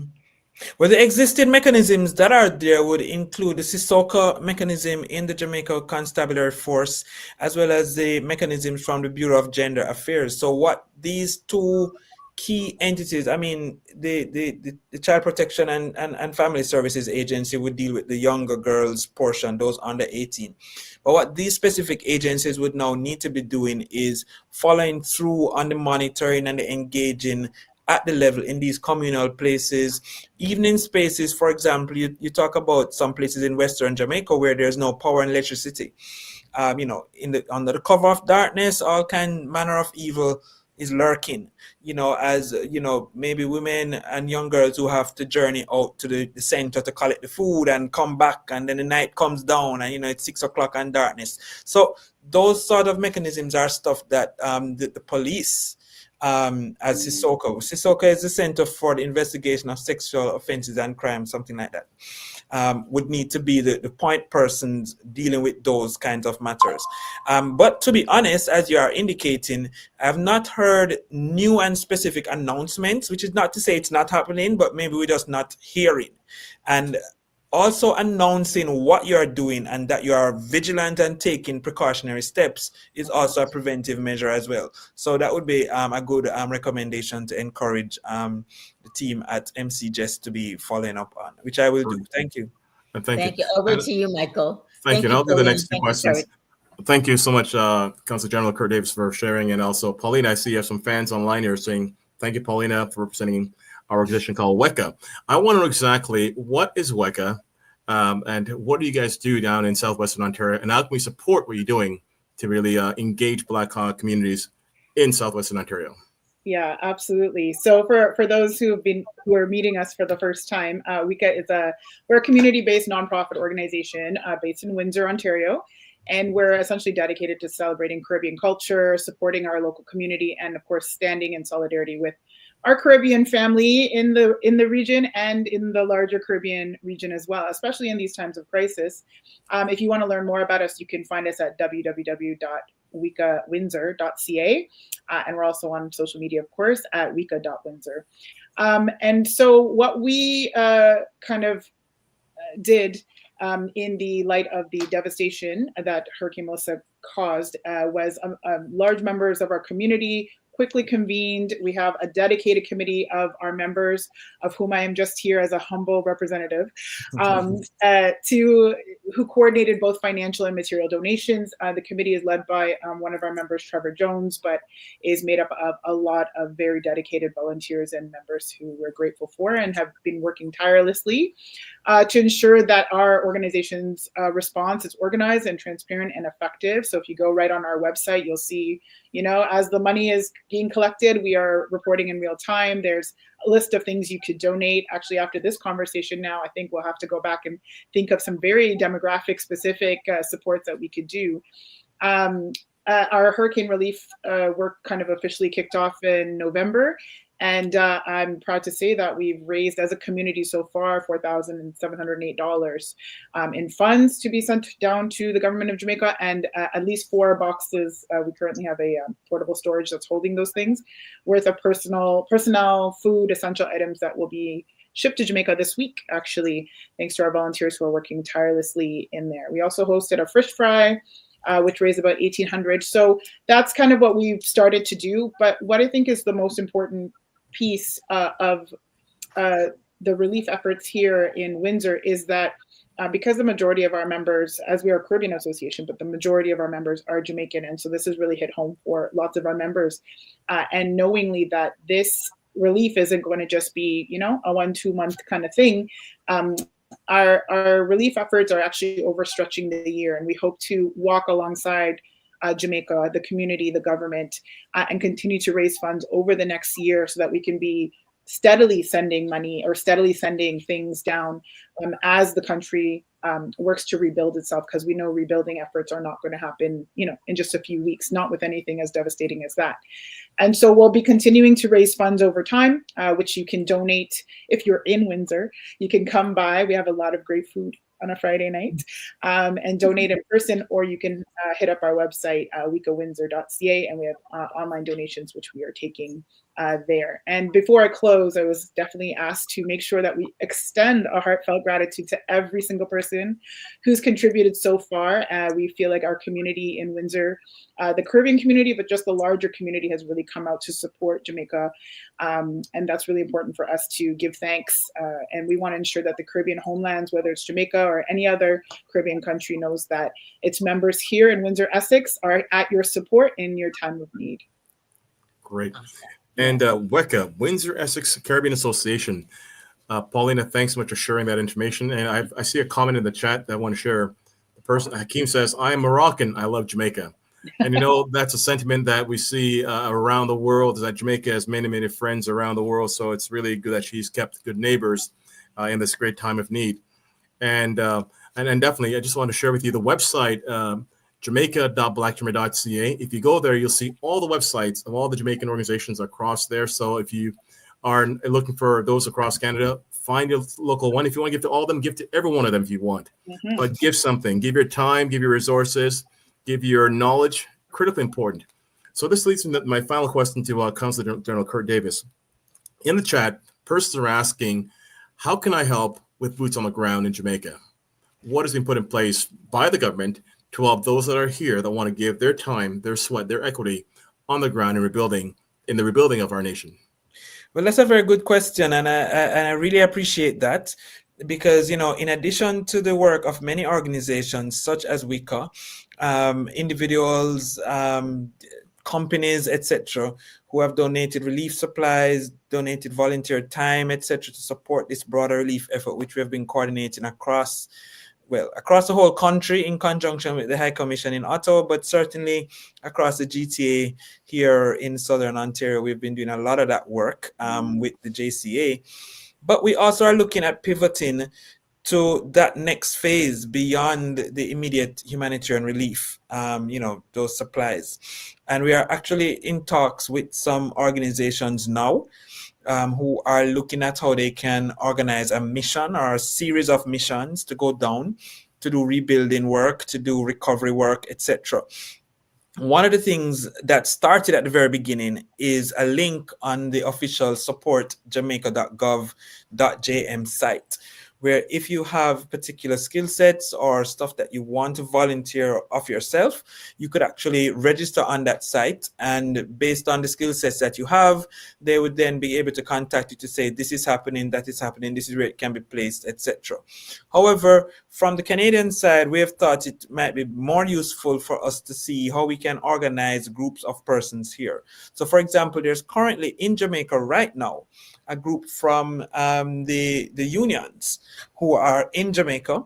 They are doing an assessment to see what would some of the needs be, what are some of the specific areas that they can work on, whether it is through the schools or the health centers, hospitals that have been damaged, certain, let's call it public social infrastructure that would benefit communities altogether. I have two groups working on that now who are in Jamaica or visiting shortly to do these assessments. So what we are doing is where persons have these levels of interest, we connect them with the agencies in Jamaica which oversee those particular areas. So the National Education Trust, for example, is dealing with all the rebuilding for schools. There are 600 and something schools that have been damaged and or destroyed across especially the western side of the country, and need varying degrees of help. We have persons, for example, who have offered to do mental health support for traumatized victims and so forth. And those persons we can connect to the Ministry of Health and Wellness, who would be able to see how they can be deployed in those particular regions in collaboration with the Ministry of Education where necessary if it's targeted at children. So this is a kind of next step that we're looking at now, building up missions based on combined skill sets and connecting them with particular needs and agencies in Jamaica which are implementing those particular needs. I have another set of nurses, for example, who want to volunteer that group and go down. So if persons are interested in doing that, they can reach out to the consulate, they can reach out to the Jamaican High Commission in Ottawa, and we'd be happy to try to rope them into some of the organization that we're actually doing down there. There are also some other entities which already are doing work on the ground in Jamaica, such as Food for the Poor Canada, which does a lot of work in Jamaica all this time, and they're actually gonna also be doing those kinds of rebuilding work and looking for volunteers to partner with them. Helping Hands Jamaica Foundation is another one. So there are many of these groups that are doing the kind of work on the ground in Jamaica and take in volunteers, and we're happy to connect persons in that particular front, because it's gonna really take this all hands on deck approach to really get us back up and running to our full 100% where we were and where we need to be going for the future. And Council General, thanks so much. Michelle, I'll turn it back to you for some final questions for both Paulina and Council General Kerr Davis. Absolutely. Thank you so much. There's so much that's been said tonight. And as you know, this has just been such a really, really important mission, that we cannot take for granted. But I must ask you, though, because I see the passion that come through in the work that you do, but I'm sure that what you do is beyond a paycheck. It's beyond the organization you represent. What motivates you to do this work? Like, obviously, you're doing it with passion. You're doing it with, it's not just because you're Jamaican, because that's probably the easiest thing to say because I'm Jamaican, but not all Jamaican would take it to heart, the seriousness of this, because like, I'm not there, my family's not there, so, whatever. But really, what is it that motivates you to get so involved on a really deep level in which you have? And how can we maintain the momentum for recovery to ensure that recovery is long-term? Well, I'd love to hear Paulina's answer on that as a part of our community, because as with yourselves, what I've found since I've been here is that our Jamaican community is ready and roaring to go for Jamaica day in, day out. It doesn't take a disaster to get them up and running and ready to do something for Jamaica. Always at the ready and ready to roll out and push out. And when we push out big time. So we've benefited from this kind of outpouring of support of persons just with a patriotic touch that I've got to do something. There are so many persons who reached out to us just almost with a guilt complex that they're here and they just need to do something. They just wonder what can they do. And that was the most common question that we've got over the last month. What can we do? What do you need us to do? And persons have been volunteering, persons have given free shipping, persons have given days and days on end. And this is also not just Jamaicans, but the broader Canadian community who are so ingrained and connected with Jamaicans because of how Jamaicans have lived here for all this time. But for me personally, I mean, I don't know. I've put this down to something that just resides inside of me. I like to blame my primary school principal, because every day under the tree at lunchtime and at the beginning of assembly, we'd have to say our national pledge.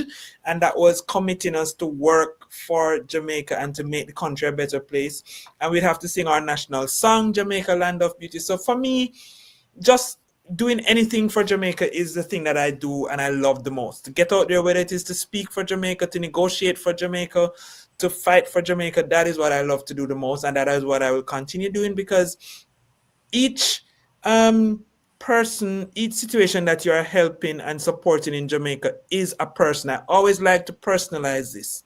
Nice. You hear the statistics of $8 billion of damage. You hear the statistics of 100,000 people. You hear all these statistics, but each one of that is somebody just like you and like me. And I always say to myself, if I was sitting in my house and the whole house blew apart and I had nothing right now, with these children sitting around, what are they gonna eat, etc., how would I feel? And that's how I know that that woman, that father, that uncle, that grandmother is sitting there in Westmoreland, in Hanover, wherever, feeling. And I have to do something to help her, because it could be me.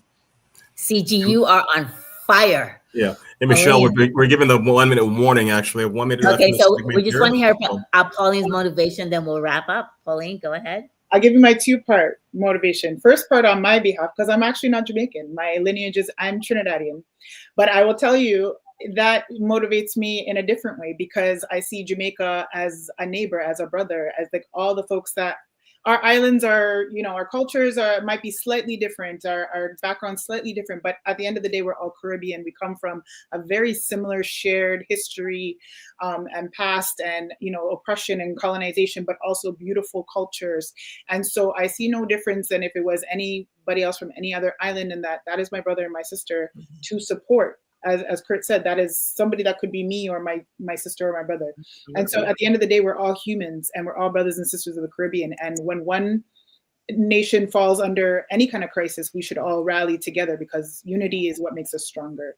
Absolutely. And on the part of our organization, just watching the Jamaican members and their love for their country and their people and the way they rally is just so beautiful to see. And I know that it's similar in the pride for their homeland, the care for their homeland. And it's beautiful to be able to support that in, you know, from an organizational structure. And so I know that we'll continue to do that. And I continue to be dedicated to supporting, you know, this mission and any other missions. Absolutely. Jamaica's little but with Taloa, because with the people who are from the island. Over to you, Michael. And you're muted, Michael. I just want to thank you, Councilor General Kurt Davis, for joining us in this limited time. Paulina O'Keefe, thank you for joining us. Well, we look forward to coming down for the summertime when I'm sure there's a great festival that goes on there in Southwestern Ontario. I'm certain of that. Mid-June, come for Carousel. Caribbean Village will be open, and plenty of rum punch chanting. All right, definitely. Trinity's in the house. We'll go down there for sure. Me right now. Thank you, rum punch chanting. And I love it. Say thank you to our past president, Michelle McGee, for joining us as well, too. But our time has come to an end, so we must all exit stage left, so that those can come on the stage right. I want to thank you and encourage you to continue giving to Jamaica and to, the Jamaican organizations across Canada as well. We thank you. Becky, back to you. Hi, everyone. Thank you for spending your time with us today. This has been a very informative evening. We do have a few more panels to go through tonight. I'm just going to introduce to you Zahara, staff of CBCC. One moment here. Hi, Zahara. Are you there? Awesome. Right here. So welcome. Zahara will be having a panel discussion with a few speakers, which I'm going to put on the screen right now. I'm going to say their names and read their bios as best as I can. One moment. Sorry, Michael.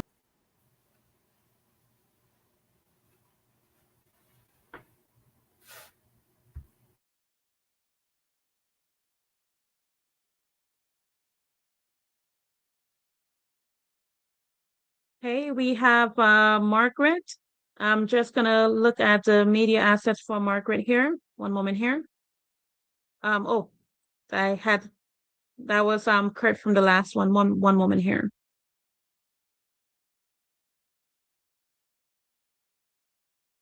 The names are all, that's not good. Well, we do have Margaret with us. I'm just going to speak of Margaret for a little bit. Margaret is from Jamaica Promotions Corporation. I believe it's Jamaica, do business in Jamaica, something along those lines. There we have it. Found her. Yes. So we do have Margaret with us today. We also have Shamar Barnes. He is the president of the Jamaica Association of Manitoba. I'm just going to put that up here as well. And we also have Dr. Annette Walker. She is from the Jamaicans in London the Jamaicans in London, Ontario Association.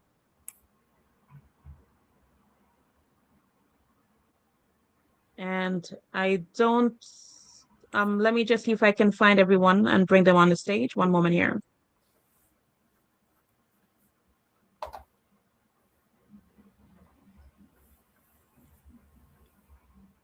Shamar Barnes is on here.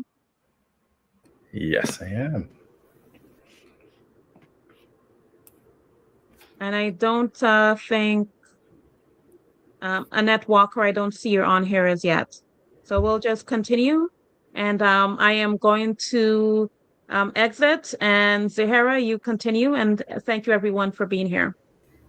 Thank you so much, Becky. Thank you, Margaret. Thank you, Shamar, for being here.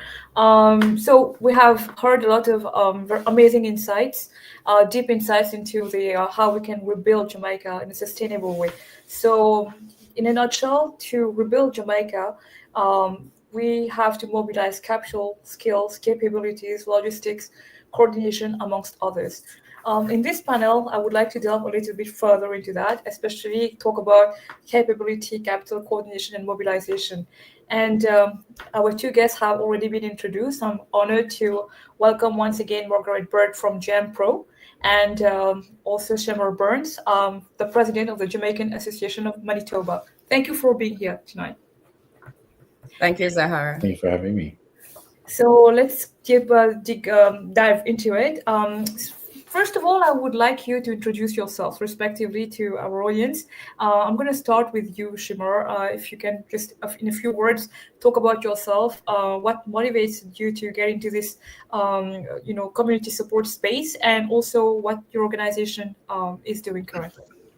Yeah, so good night again, everyone. I'm Shamar Barnes, the president of the Jamaican Association, just wrapping up my second year as president and about to start a whole new year.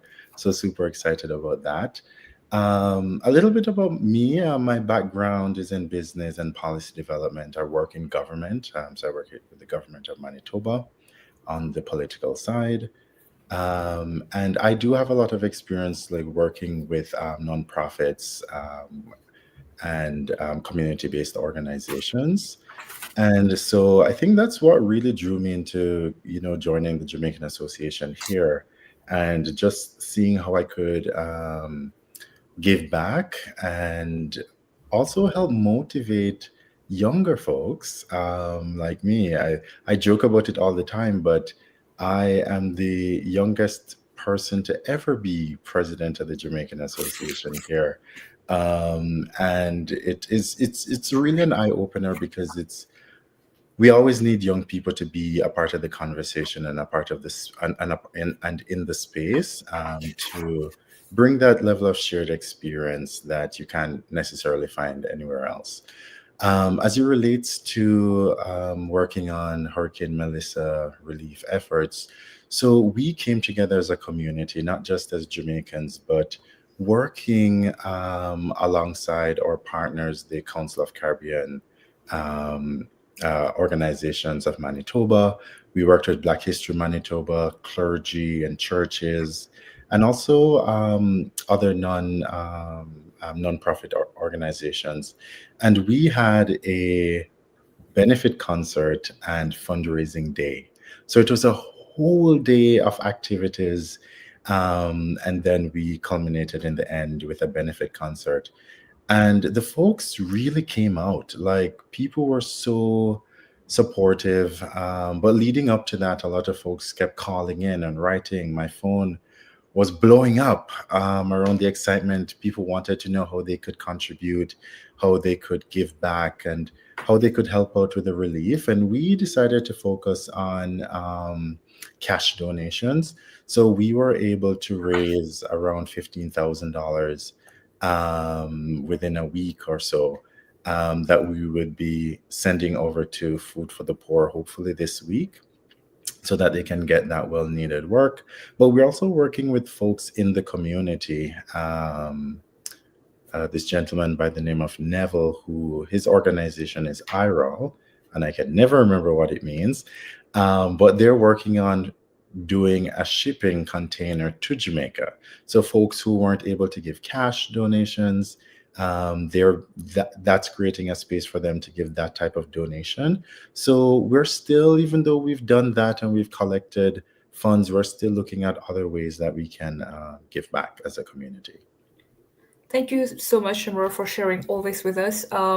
Before I move into Margaret, I would like to welcome Coach Phil Edwards, who has just joined the conversation. Thank you, Coach Phil Edwards, for being with us tonight. Pleasure being here. I'm trying to connect my counterparts who are actually in Jamaica as well. So I'm not sure if Wayne is logged in already. Please, while you do that, we'll just move on to Margaret, who will introduce herself, her organization, and the current efforts that are underway to help support Rebuild Jamaica sustainably.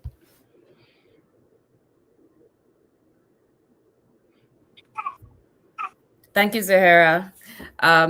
I'm from JAMPRO, which is Jamaica Promotions Corporation. It's the Jamaican government's trade and investment facilitation department. I also work out of the Toronto Consulate and the High Commissioner office in Ottawa, primarily in Toronto. We look to drive the export product. We look to drive investment or foreign direct investments back to Jamaica. And that could be through diasporic centers like Toronto or New York or London. We work across the globe. So our mandate is really federal when we look at the Canadian market. And so one of the things that we have been tasked to do going forward is to ensure that we support those interests that are outside of the GTA. Right? It's a low-hanging fruit. We're here. A lot of the trade happens here, but we know that our people are everywhere and they're moving more outside of these metropolitan areas. And so we do need to follow them where they are going and support them where they're at. Our role in the rebuilding effort, I want to first talk about the fact that we see the work that is being done by the diaspora. All the work done by WICA has been mentioned. Shamar, Food for the Poor. We have a very well-engaged community, and we really are thankful for all the support that we've been getting on the ground. People are not just giving in kind. There are people who are also mobilizing in Jamaica, who've gone down from Canada and more looking to go, as CG Davis mentioned. So we're very inspired to continue the support that we're doing, but it's not just rebuilding. From a trade and investment perspective, we want to look to unlock opportunities that are currently there and will continue to grow as we stabilize and look towards long-term reconstruction. So I'm not sure how much CG went into, but the four-pronged approach to the redevelopment after the hurricane, JAMPRO is charged to ensure that we look at stabilization and long-term recovery, reconstruction. And that involves ensuring that we engage our diaspora, engage the export demands that we have, and we plug those demands. It means that we need to utilize the opportunity right now to have individuals partner with Jamaicans or themselves, go to Jamaica for our investment-ready packages. These are turnkey opportunities that people can JAMPRO will walk with you in ensuring that these things are implemented and that there is great ROI and a lucrative return for the dollars being invested. So reconstruction and stabilization has to do more with how we continue to advance the economic goals of the country.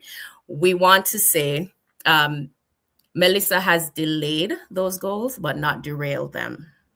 And it's very important. The country isn't flat. We do encourage individuals to continue to support those who have been seriously affected. For instance, our agricultural sector, the bread basket is the southwestern area, which is the St. Elizabeth, the Clarendon. We do require a lot of climate what we call climate, what's the word I'm looking for? Climate smart technologies to be invested in our agricultural sector going forward. But that kind of sustainability approach and the resilience towards driving those economic or financial goals, that's something that we encourage people to look into, to tap into at this point, and JAMPRO is here to help. Thank you much for being so generous in sharing all this information with us, Margaret. We have Phil and Wayne with us in this panel. So, gentlemen, could you care to introduce yourselves, your organizations, for the interest of the public? I'll start with you, Phil. Sorry, I was looking to unmute. Good evening, everyone, all my fellow Jamaican Canadians throughout the diaspora.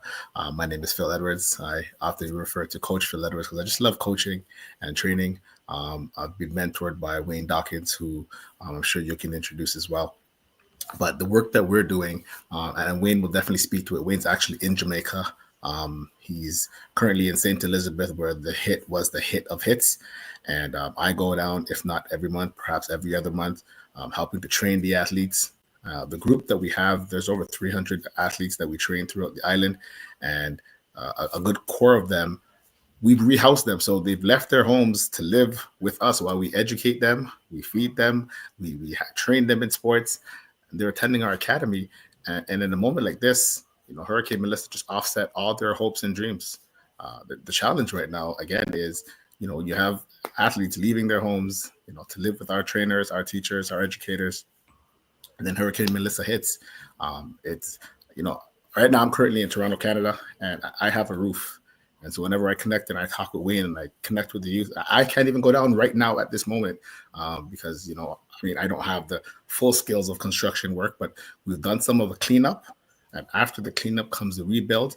And this is why I wanted to make sure Wayne was on the conversation because, again, almost that broken telephone, I can explain it, but Wayne is living it. So Wayne, please. I apologize. You just cut out. Phil, what did you mention? Before I don't want to be redundant and repeat things. Well, I said that I'm getting the news flashes and the updates, and I'm sharing the work. But you're currently in, like Wayne lived the hurricane. I'm talking to Wayne, and then we missed each other for a few days when there was no power, no connection.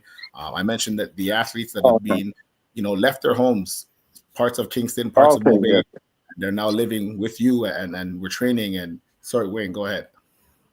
Okay. Well, first of all, I do apologize. I live in Mandeville, and I came back to power outage. It's been kind of rolling. It's been kind of inconsistent even though, power is back, electricity is back, we still have these moments when we're just losing electricity and things like that, Wi-Fi connection. As far as our programs is concerned, I mean, our overarching organization is a charity called the Bridge Network here in Jamaica, and its intention is to bridge the diaspora to Jamaica. And when we first came into Jamaica, years ago, we came in with the understanding that the knowledge and the resources that that we had developed in North America, we could be able to now bring that back into Jamaica to help develop industries that are lacking and not reaching their potential in Jamaica. And one of those industries for us is youth sports. And youth sports is something that is it's a multi-billion-dollar industry, that many Caribbean and Africans dominate at every level and of the playing field in North America, and coaching, industry development. So that's the industry we knew that if we brought that into Jamaica, we knew that could help our communities. It could help stabilize stabilize pathways for kids to reach higher education, open up youth sports tourism that would bring dollars into Jamaica, because tourism is such a big thing for Jamaica, but youth sports tourism is something that is almost non-existent, and that's a huge part of the youth sports industry in North America.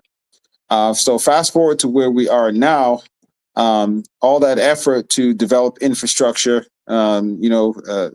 which includes programs, which includes actual physical buildings and structures that we help to set up for the programs. One of the examples would be Montego Bay Community College.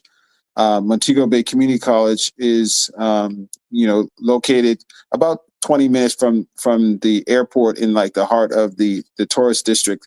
But on the north coast there, we had found a wooden floor and leased a wooden floor, and we put it there. And the importance of putting a wooden floor in Montego Bay Community College was because when North American people come to Jamaica, they don't want to play basketball outdoors in the hot sun. You had NBA players like Jimmy Butler that came to Jamaica and wanted to just train and work out, and there was nowhere to go because they were not going to train outdoors. So we placed that floor there a couple of years ago, and the result of that floor being there was youth sports teams coming from Canada and the U.S., NBA players, Draymond Green, Tari Eason from the Houston Rockets, NBA players coming in to train. The devastation now of the hurricane, we lost that floor because with the flooding, sewer water got into that arena, and the floor got destroyed. So a floor that's probably valued at probably well over $100,000 is now gone, and there goes the only wooden floor that was indoors on the whole North Coast. So that's an example of damage to infrastructure that on the outside people may not see that and understand its impact. But when it comes to the youth that have been using it and the benefits of we've seen from tourism and developing a network of people that would not have chosen Jamaica for basketball was huge. And that's just one example. The other example now is what Phil was talking about is Monroe College. We do centralized training in Jamaica, and that's because with the number of athletes that live in remote areas, it's very difficult getting the athletes together on a day-to-day basis. So we transport the athletes and we house them, at Monroe and St. Elizabeth in dorms, and we train all weekend. What ended up happening now is the hurricane devastated the dorms, devastated the facility, the gym, left kids, basically scattered because a lot of that stability of being participating in extracurricular sport was gone, and we had kids literally just drifting, trying to find ways to fill their time. They couldn't leave their communities for a different reason, and we know that like that saying, idle hands will lead to things that are much worse. So not to I can give much more examples, but I'm just going to just leave it like that. That's why it's very important for us to try and find people that are willing to support our efforts, even though on the outside it doesn't look like we're not comparable to the life-threatening situations where people without food and water. But when you look at the bigger picture of the community development and youth development, it will have a huge ripple effect down the road. Thank you, Wayne, for being so generous in sharing all this information with us and the insights. Coach Phil Edwards has also shared in the chat here that actually we do need to mobilize people. We do need to mobilize people, boots on the ground to help with these efforts. Quick question. How do we reach out if people here are listening to this program? So how can they reach out to you? How can they contact you and get involved? If you can please drop some insights here and also in the chat section. I'm addressing myself to you, Phil, and also to Wayne Dawkins. Once we're done with that, I'm also going to refer back to Shimmer. I have a few questions regarding Manitoba. Okay. Well, definitely you can reach us directly. Phil will leave his contact and I'll share my contact information. But we also have a few campaigns. We have a major campaign that's running right now, and that's with Tari Eason of the Houston Rockets, which this is an awesome campaign. Tari plays for the Houston Rockets, and as an NBA player, he's embraced our Phase 1 Academy program, and he's running a fundraiser right now with another organization called Children for Change. It's a charity based out of Miami, Florida, and that's run by Kingston Marley, who's the grandson of Bob Marley. So all those two organizations are working together with us to help raise funds. So that is obviously a great place to if anybody wants to do any kind of major donations, because the other option now is things that are more in kind. If anybody wants to get our information, our charity information, they can also ship things into Jamaica. Sporting equipment, building equipment, that can assist with us, and we can put that information in there as well too. Thanks. Thank you so much, Wayne, for sharing.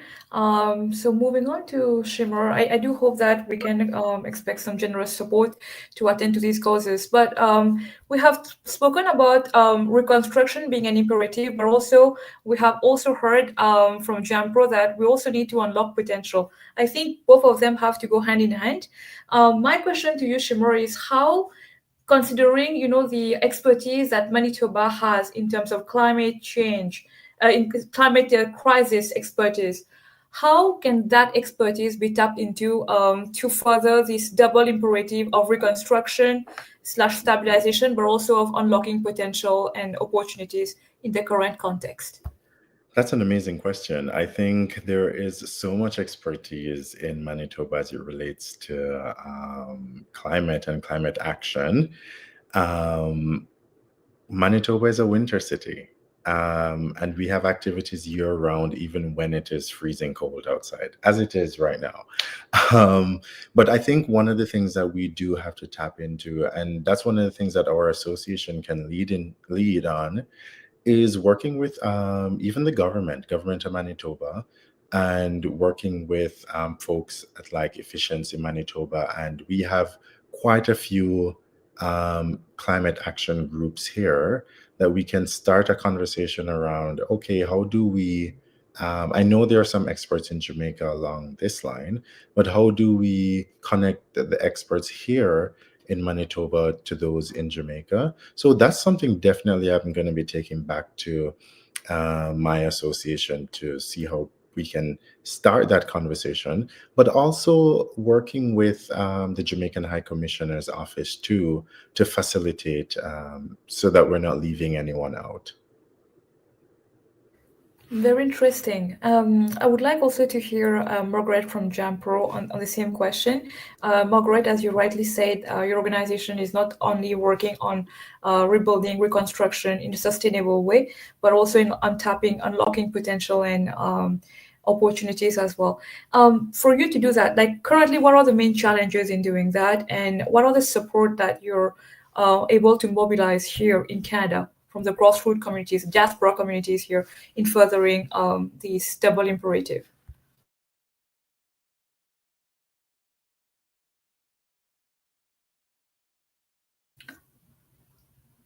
I think your mic might be off. It was.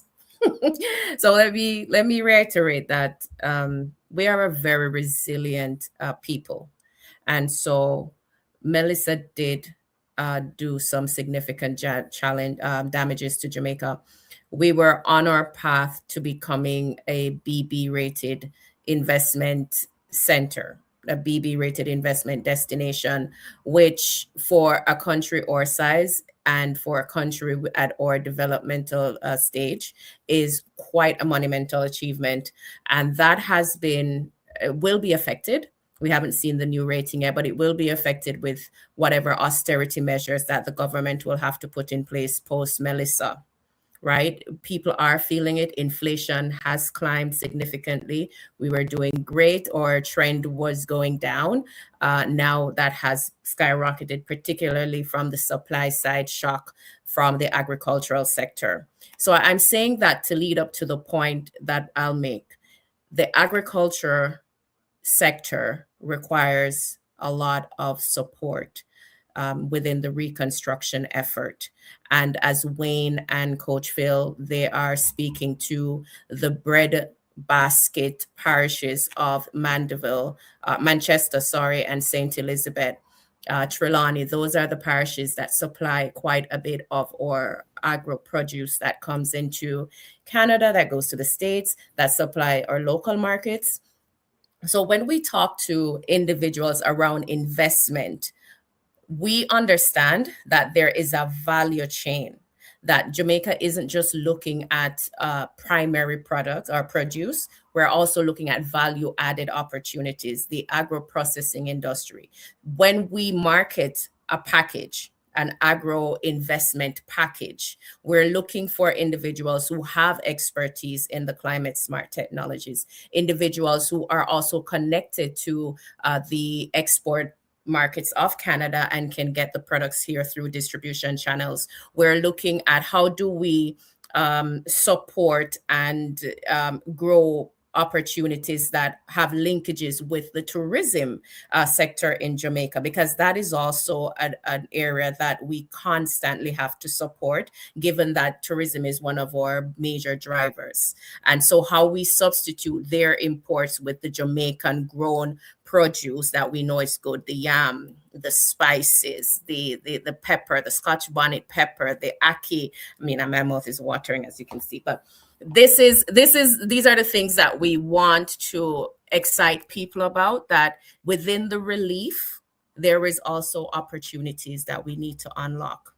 And we need to do it in a way that is sustainable. If Melissa has taught us anything, we need to have sustainable farming. We need to have more large scale farming. We do really well on the small scale farming side of things. That's been the bread and butter of Jamaican market produce or fresh produce, but we need to now modernize and grow that sector in a sustainable way going forward. So we're looking at our partners here in Canada, those that are already existing, and potential ones like Shamar and Manitoba, to help us amplify that message that Jamaica is still open for business. So Margaret, how easy is it right now in the actual context, to mobilize support from organizations, diaspora organizations in Canada, across the provinces, the territories, to help you move in this direction? Do based on your experience, has it been easier after Melissa because of the natural sense of solidarity that has swelled up, or would you say it's the contrary? Well, that's a great question. We actually want to galvanize on the support that we have right now to kind of tweak the narrative and ensure that we maintain the engagement, that it's not just around relief, the traditional forms of relief, which are aid directed. We also want investment types of reconstruction and stabilization efforts. And so I know that our diaspora is eager to help. And I know that they're looking for opportunities that are not just short term, but long term. And so we have to make sure that within those conversations, we gear the narrative towards those things, the things that will make long term impact within our economy. And the diaspora has been, they have been reaching out, and we've, CG and myself been making sure that we keep those talking points at the forefront, because it's not just about Melissa, it's about continuing our economic goals. And so, and I also wanted to add that there is opportunities that will be rolled out between now and the next what we call financial year 2026-2027, where we will be going to Eastern Ontario, we will be going into Quebec, we're going into Western Canada, and even Manitoba, if it's possible, to meet with the diaspora centers there and ensure that we generate some interest around these longer term projects. Thank you so much. So very interesting. So mobilizing the support of the diaspora seems to be something that is currently being worked on with a certain degree of success. But what about the other stakeholders, the civil society, other organizations, other communities? I would like to ask Wayne and Phil if they do have an insight on that. Have you been able to garner support from these other stakeholders, these other communities, and the civil society at large? And if so, what has been your approach and how successful has it been so far? I mean, I think that what's happening for us, we've been connecting with a lot of smaller organizations, a lot of smaller youth organizations that put a higher value on youth and community. So for example, in the U.S., we have a number of partnerships with charities that support education in Jamaica, youth programs that use their give back into the Caribbean as a way of encouraging their children to be global citizens. So we have developed partnerships with a lot of organizations like that.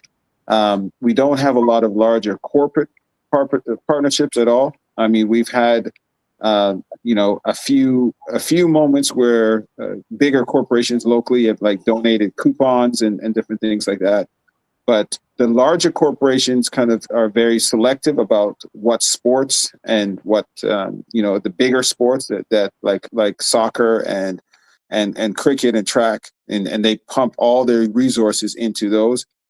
So emerging sports and smaller organizations, kind of fall pretty far down on their list. So that's something that we'd love to see change. Phil, I mean, is there any other partnerships that you can think of that that we've worked with successfully?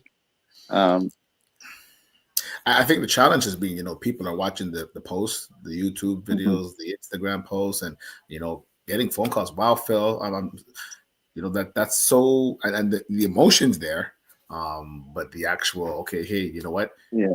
Here's my support. Here's, ideally, and I'm not just asking for money. I'm telling people, look, if you've got a hammer, if you've got some skills, and then there's the folks who are like, why, Jamaica, I've sent money before and it didn't go to the actual individuals, which is why one of the things we want to be here to be directly contacting you. I mean, let's be honest. We've all heard of people sending money, whether it's across the globe to UNICEF or other places, and then people are questioning, well, who's that going to and how much percentage and everything else like that, which is why I put my name, my face to anybody that I speak to here in Canada. Wayne is right there in Jamaica. We want people to be able to contact, to connect, and we were inviting people. I put it in the chat here, it's not as if we're saying, hey, we want your money, right? Funding is one aspect of it, but we're inviting people to come down to be a part of the build. We let it be known that we partner with a hardware store in Jamaica, so that if your preference is, I want to receive my own receipts, you can pay the hardware store. You want to buy some plywood, go right ahead. Other aspects as well. If someone says, hey, I'm a tradesperson and I build beds, I build roofs, then come on down. The work needs to be done. We get it. There's folks who are very skeptical and unsure of how the work is getting done. We invite you to be a part of the build. Most importantly, again, I have got a roof over my head, and it hurts me to know that there are youth that we train. There are families that are being displaced. Somebody earlier in the chat said the smell of animals. It's a stench, right? We're looking out for all the humans. 2-3 years ago, Canada was so loving. They brought over 300 dogs from Jamaica because that's what Canadians do, right? We bring up the mongrels them. So, we know when we need to support. I'm just glad that right now I'm sitting on a platform that's nationwide in Canada. Again, born and raised here, but my dad is from Linstead. So Jamaica's in me. I forever have been putting all that I can into Jamaica in many ways beyond just basketball. I'm just grateful that we're affiliated with an academic program, and to know that the youth right now are striving for their academic excellence, right? Wayne and I take them across the various states in the U.S. on athletic trips, and it's more than just sports. These are life lessons. We're sitting down, we're talking about travel, the importance of a visa, passport. We talked about fundraising and budgeting, and now these kids have had to compete to get in this academy, and now their year is just put on a halt right now. And so there's other ways we're just trying to, again, the mental health piece. I'm glad that folks are putting it out there in the chat as I'm speaking. The importance of mental health, realizing that we're still checking in with everyone. And then there's help for the helper. I'm here checking in with Wayne on an almost everyday basis. Wayne, how are you coping out there? Right? So it's constant, everyone. I believe within all of our networks, we can all do things. And I don't like the one-off. I like the fact that we can continuously build and do the rebuild so that, hey, because there's going to be another hurricane. We know this. There's going to be more rain. It's going to happen again. How can we do something so that we can withstand this, so that we're not having this conversation every hurricane season? I think those are words of wisdom upon which we're going to conclude. Out of respect for the time, I think that Banky is here for that. Just to wrap up. So we keep working towards the mobilization of resources, mobilization of expertises, not only to rebuild, but also to unlock possibilities and opportunities. Thank you so much for your participation to this panel. Hi, everyone. Thank you. We're going to do our final panel. As it's pretty late today. Just wanted to thank you for staying in here. Thank you, everyone, for staying in here. We're going to continue to add people for the final panel as we are having everyone join in. It's going to be co-moderated between Zahara and Michael Forrest. And just trying to get as much people in as in interest of time. We just want to make sure that everyone is able to speak tonight. So, and just wanted to also mention who is with us today. We do have Sharon Nelson. Sharon Nelson is the Vice President of the Jamaican Association of Montreal. We also have Her Excellency Miss Marcia Corlaban, and she is the Jamaican High Commissioner of Canada. And we also have Dr. Marva Ferguson. She is the president of the Jamaica Canadian Association of Alberta. We also have, and I just want to make sure that I have everyone here. Bear with me. Mark Henry is also here. I'm just he is the president of the Jamaica Association of Montreal. That's not his picture, obviously, but he is also here. So I just wanted to just bring everyone to the stage and just say thank you for being a part of this today. And going to exit the stage and have Michael and Zahara continue. Thank you. And thank you, Becky, and good evening, everyone. Thank you for joining. I just want to say a quick thank you to the last panelists that were here. Margaret Baird from JAMPRO. Thank you for taking the time to share with us exactly what's needed on the ground. Investment, trade, very important. And of course, Shamar Barnes, the president of the Jamaican Canadian Association of Manitoba. And we thank him for assuring us that things are doing very well in Winnipeg, Manitoba. It's a winter city, a winter province. And of course, I want to thank Phil Edwards and Wayne Dawkins for making sure that they share with us exactly what is going on in the sporting world in Jamaica and basically abroad as well. That being said, I'll turn over to Zahara to share with our panelists along the way, and we'll definitely start off with Her Excellency Marshall Oban. So Zahara, I'll turn the floor to yourself. Thank you so much. So very nice to have this second panel here with as I'm co-hosting with Michael. So yes, we do have an interesting group of professionals that we would like to talk to today. First of all, we have the great pleasure of having with us the Jamaican High Commissioner to Canada, Her Excellency Mrs. Marsha Corv-Loban. Thank you for being with us tonight. It's a pleasure, Zahara. Thank you. Thank you.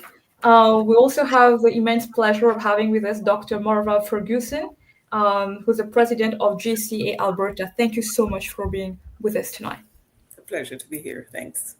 And Mr. Mark Henry from the Jamaican Association of Montreal. Thank you so much for being with us. It's really an honor. We have spoken extensively about different provinces. I think the province of Quebec is actually also very potent, especially with the fact that, you have the strategic strength having the port area plus the airport area. So from the logistics perspective, it's highly interesting to see how we can tap into those strengths to further our intent to rebuild Jamaica in a sustainable way. So thank you so much for being with us tonight, Mark Henry. Thank you. Thank you. Handing it over to you, Michael, for the first question. Definitely. And it goes to Her Excellency. Thank you for taking the time to joining us as well, too. And, here at the Canadian Lecture of Commerce and in many communities across Canada, we want to know exactly how is the High Commissioner mobilizing the efforts of everyday Jamaican Canadians and supporting groups as well to make sure connect with the work on the ground. And maybe how can we support the work you're doing? So maybe share with us exactly the game plan that Jamaica has in connecting the communities here with to rebuild Jamaica stronger than before. Okay, thank you, Michael.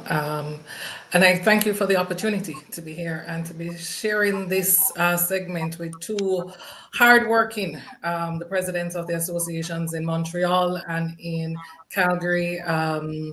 They have been mobilized, and so they will be able to speak to it. But I can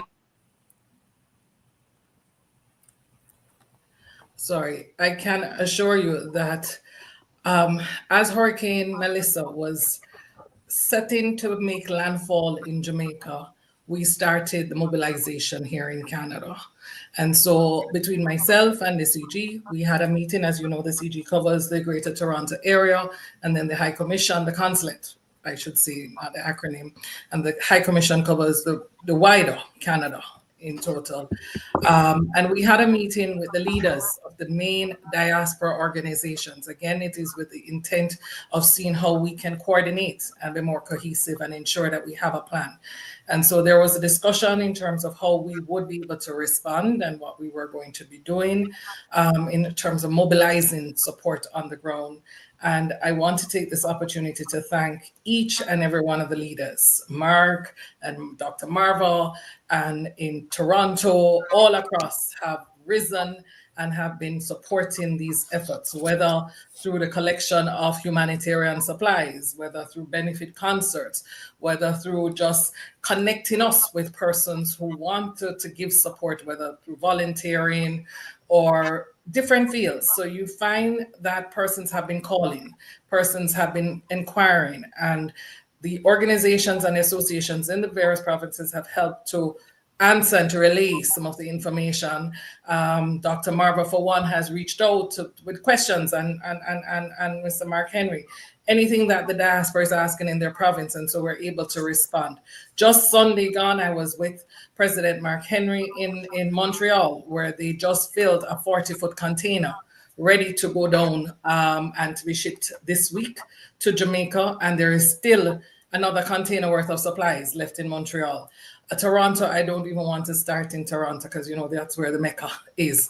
And Brampton, again, you're talking the federal government, the provincial governments, the mayors, you know, all have come on board to see how they can help and help in different ways. You have the immediate relief, getting humanitarian supplies to Jamaica. You have others that are looking how to help in the rebuilding effort. So as of this Friday, we have about 15, not just Jamaicans, but a group, and there's another group going as well, that have mobilized Jamaicans, friends of Jamaicans, carpenters, plumbers, electricians. And I heard in the last segment where you're talking about mental health, we have mental health professionals who are going down to Jamaica. They're paying their way, they're covering their costs, and we have put them in touch with like the Ministry of Education and Health, and they're going down for a whole week between the 13th to the 18th to give support, to help with the rebuilding, to fixing, getting some of the schools that were slightly to moderately damaged back up and running so that we can have all our students back out as soon as possible. You have the farm workers, the farmers who have employed, the employers of the farm workers have provided seedlings, and we've gotten support from other entities. I know, for instance, the City of Caledon is trying to help us to coordinate to getting seedlings and other things to help the agriculture sector. So again, you have NGOs like Food for the Poor Canada that has been working with us. And so nearly every day you're on calls. Global, and again, I'm just going through quickly with some of the names. Airlifts, Air Canada, Air Transat, WestJet have been phenomenal in giving support to help us give space to airlift things. There is Atlas Shippers who said, I will bring down, and they have taken on about 15 containers already, free of charge, of things that the diaspora here is giving to the relief and recovery efforts in Jamaica. And so I want to commend Global Medics is also every week they send down thousands of food supplies. So to answer your question, we have been working assiduously. I can tell you my hours are going like 15 to 18 hours a day to respond to deal a day to day, to go with the calls. Part of the conversation is that persons need to reach out. So I hear the thing say, how can I help? You have some who reach out and say, I want to help. And so you can guide them, because we will not be able to, no matter how we go online. I have done so much interviews, so many things.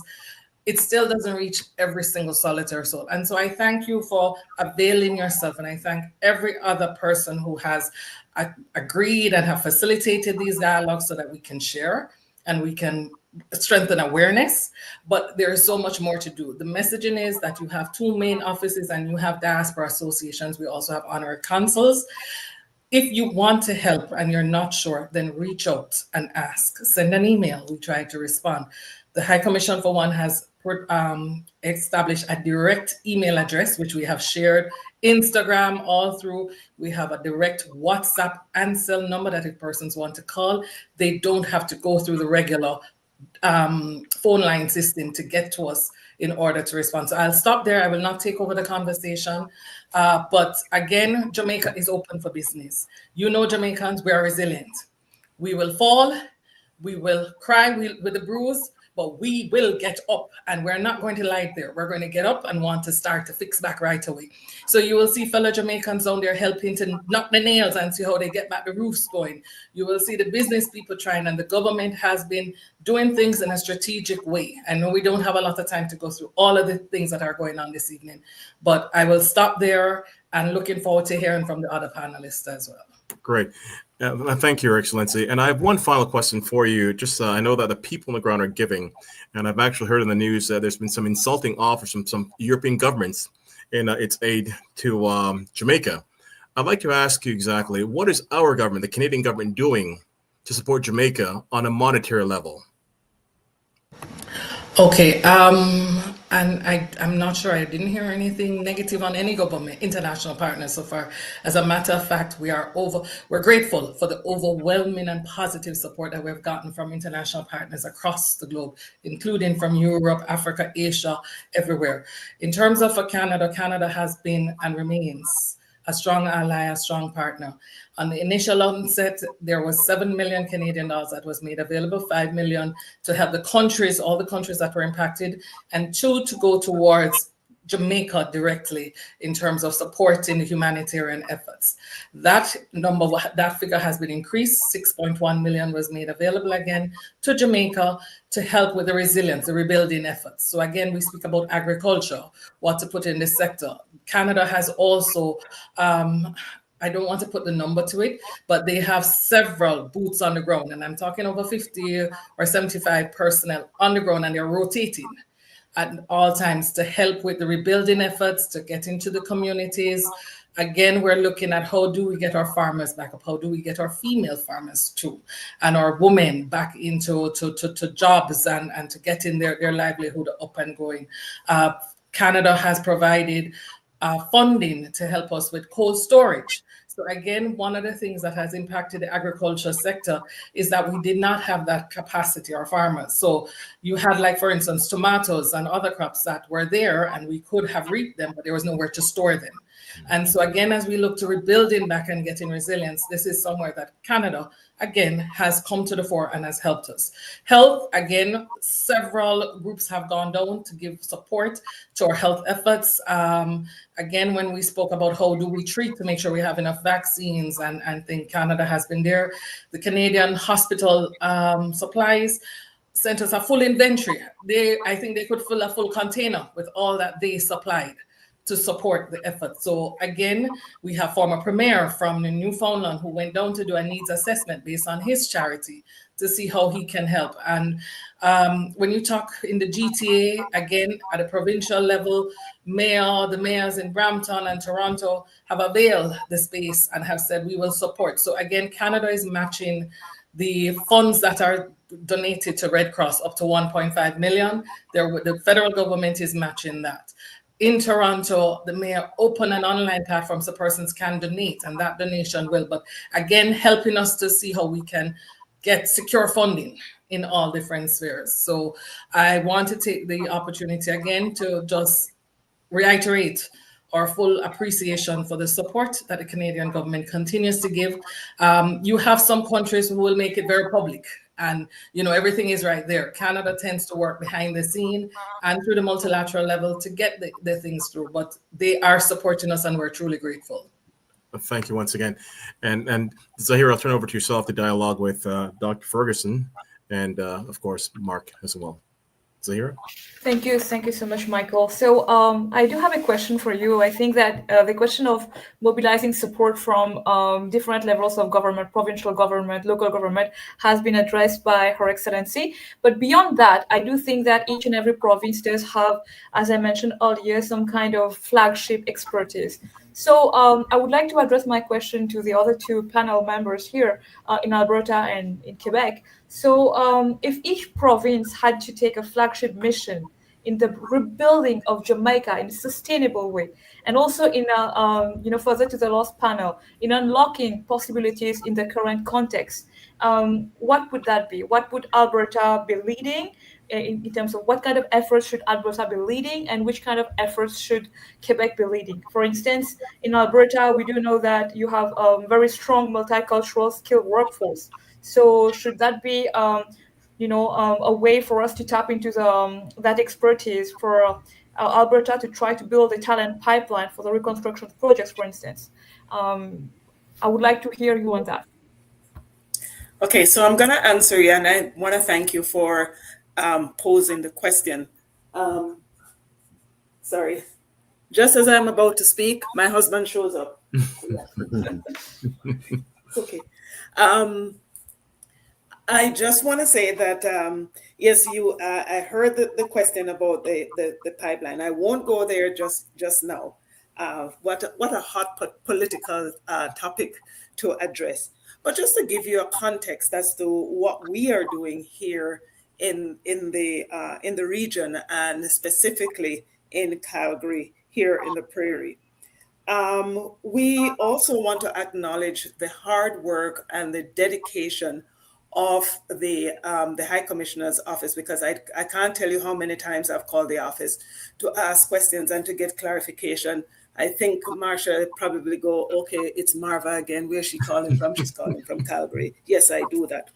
But one of the things that we discovered when Hurricane Marsha happened was the quick response by community members. And I will say that, first of all, we were focusing on just providing financial resources to help with the rebuilding of the country.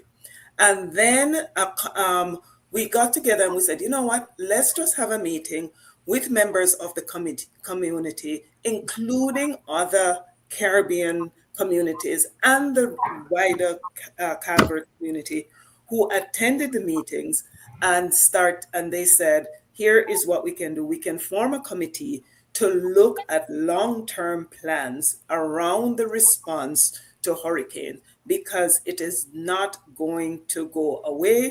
We live in a region where we have hurricane.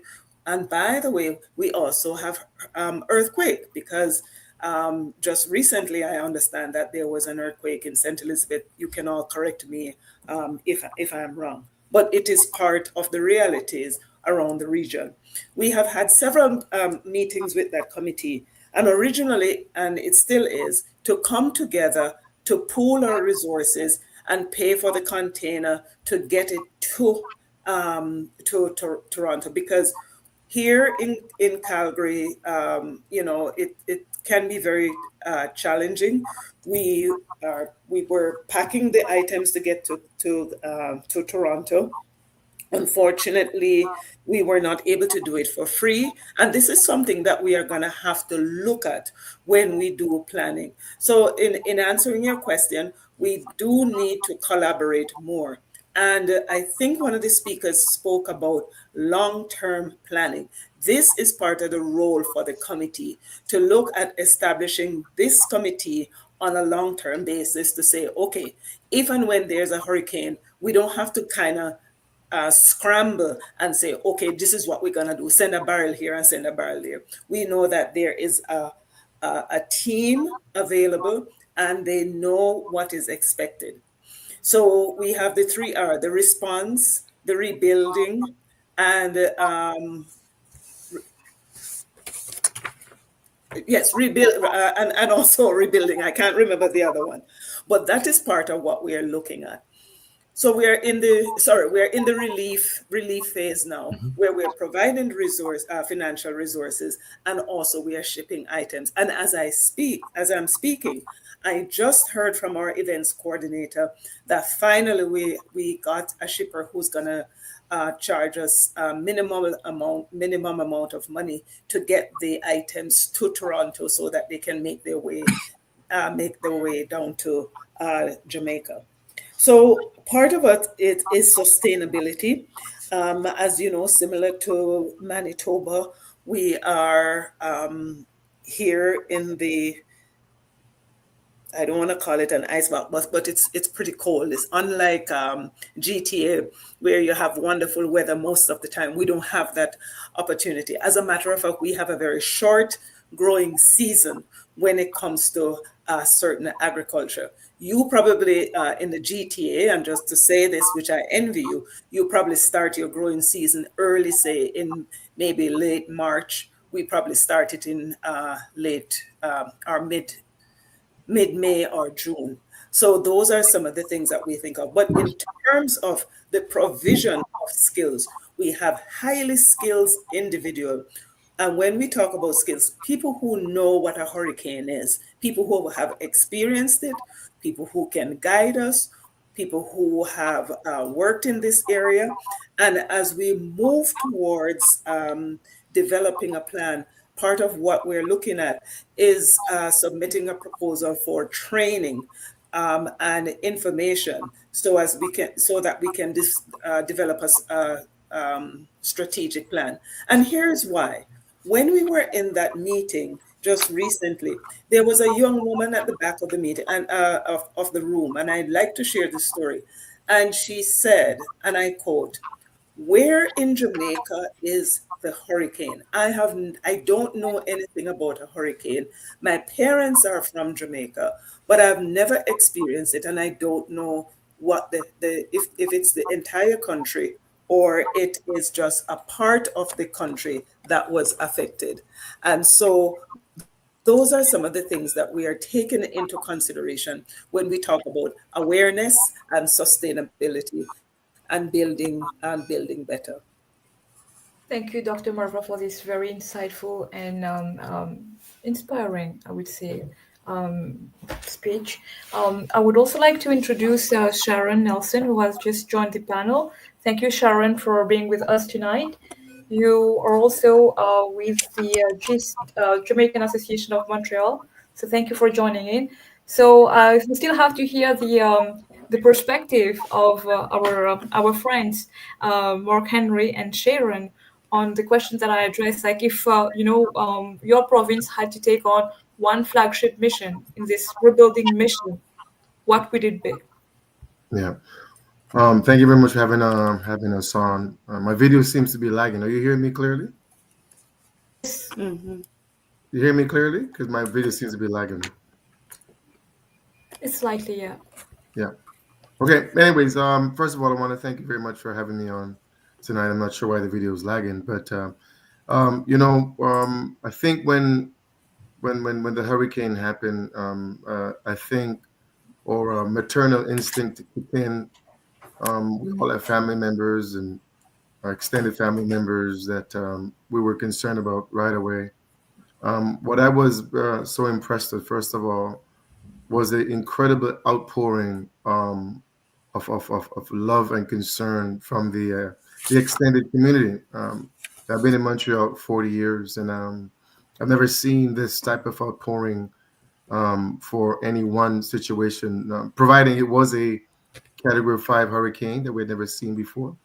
But the widespread support, not just within the Caribbean diaspora, but right across the entire Quebec region, was just incredible. We had people in Quebec City. Now, we live in the greater Montreal area, where there's opportunity for more cultural kind of existence out in Quebec City, where Quebec government is in that region.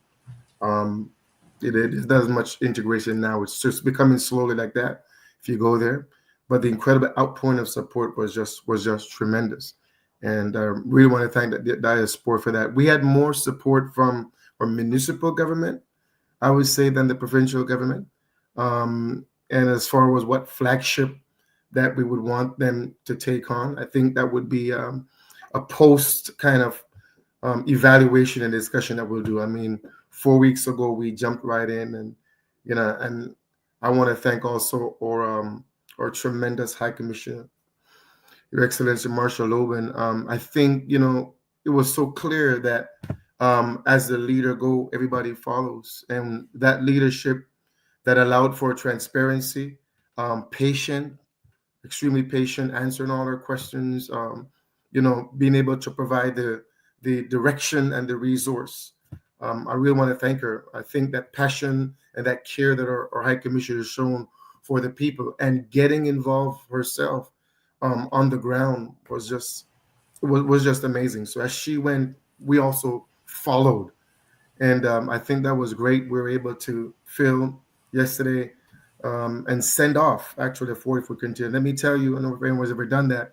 It's a lot of work. I mean, we're extremely tired. It was night, day, physically, we're spent, but we would do it again if we had the call, or leader or call or country called, and we responded. And so, on behalf of myself and our entire team, I know Sharon can jump in if she wants to, was just a tremendous support, that love for not just Jamaica, but for humanity. I can brag about our country, but I feel if there are any other countries or situation that was involved and had this kind of situation, we would all rally. So I see it more as a humanistic response, but of course, a very important response for the country that we're from. So it was just an amazing feeling to know that we had an opportunity to give back. And going forward, hopefully we can put together a plan, part of that Rebuild Jamaica, so that we can respond more appropriately to this type of disasters. Thank you for sharing, Mark. I think what has been said that, in those trying times, it's really important to have a strong leadership, as, has been incarnated here by Her Excellency. We spoke about the importance of long-term planning. What are the gaps right now in doing our best, in mobilizing our best efforts as a diaspora here in Canada to support this, the rebuilding plans, but from a long-term perspective? What are the gaps, and how can we address them as a community? Just to our High Commissioner, to myself. To Her Excellency, but yes. Of course you can step into. No, I'll let our leader go first, and I'll jump in after that. No, you can jump in, Mark. Again, I think part of the gap, the main one is how do we reach to the grassroots? How do we reach to everyone? So things are happening, but in terms of communication, as I said, and I sing kudos to all of our organizations and our associations, because I see the information going out, and they have been in the media as well, and they have been trying through their network to get the information out, the High Commission. But when you hear the conversations and when you're participating in dialogues like this, you realize that there's still so many who have not heard some of what is happening. And so it's how do we bridge that gap? How do we truly get the information out to our young people, to, in the different areas? We try to connect with the youth through our universities, colleges, everywhere we can. But again, and this is a long-standing issue. I have served in the US and other areas, and you find that this is the challenge that we have. It's how do we create that cohesiveness that we truly aspire to. I think we have made some strides, and for Canada, I know that we have done amazingly well. In the GTA, and you will hear Dr. Marva and President Mark talk about how they have mobilized in their areas. GTA is the same thing. I'm on WhatsApp with David Betty, who I know President Betty, who was on earlier. And again, when you see everyone in that, but it's always a group that is working and the information is there. But the average Jamaican and the average person still have no clue of what is going on, and just the magnitude of the work that is being done to mobilize the city. Because everyone, when they talk about the containers and getting things out there, you have to do an inventory list because it has to go through the usual bill of lading, the customs, whatever. They have to mobilize volunteers to come in to spend that hour. So you drop off the packages, but there is still so much more that goes into it. When you're talking about seedlings, how do we, as we say, do it in a sustainable? And I'm happy to hear that Dr. Marva, in terms of that committee, looking at it. So you have the relief, you have recovery, you have the rebuilding, and how do we maintain and continue to give support, but ensure that persons are understanding. And so there's a bigger buy-in of what needs to be done. And for me, that is the challenge that is there right now, is getting that information and also being able to share what is going on in a way that people can easily access it as well, and to add their voice into it as well.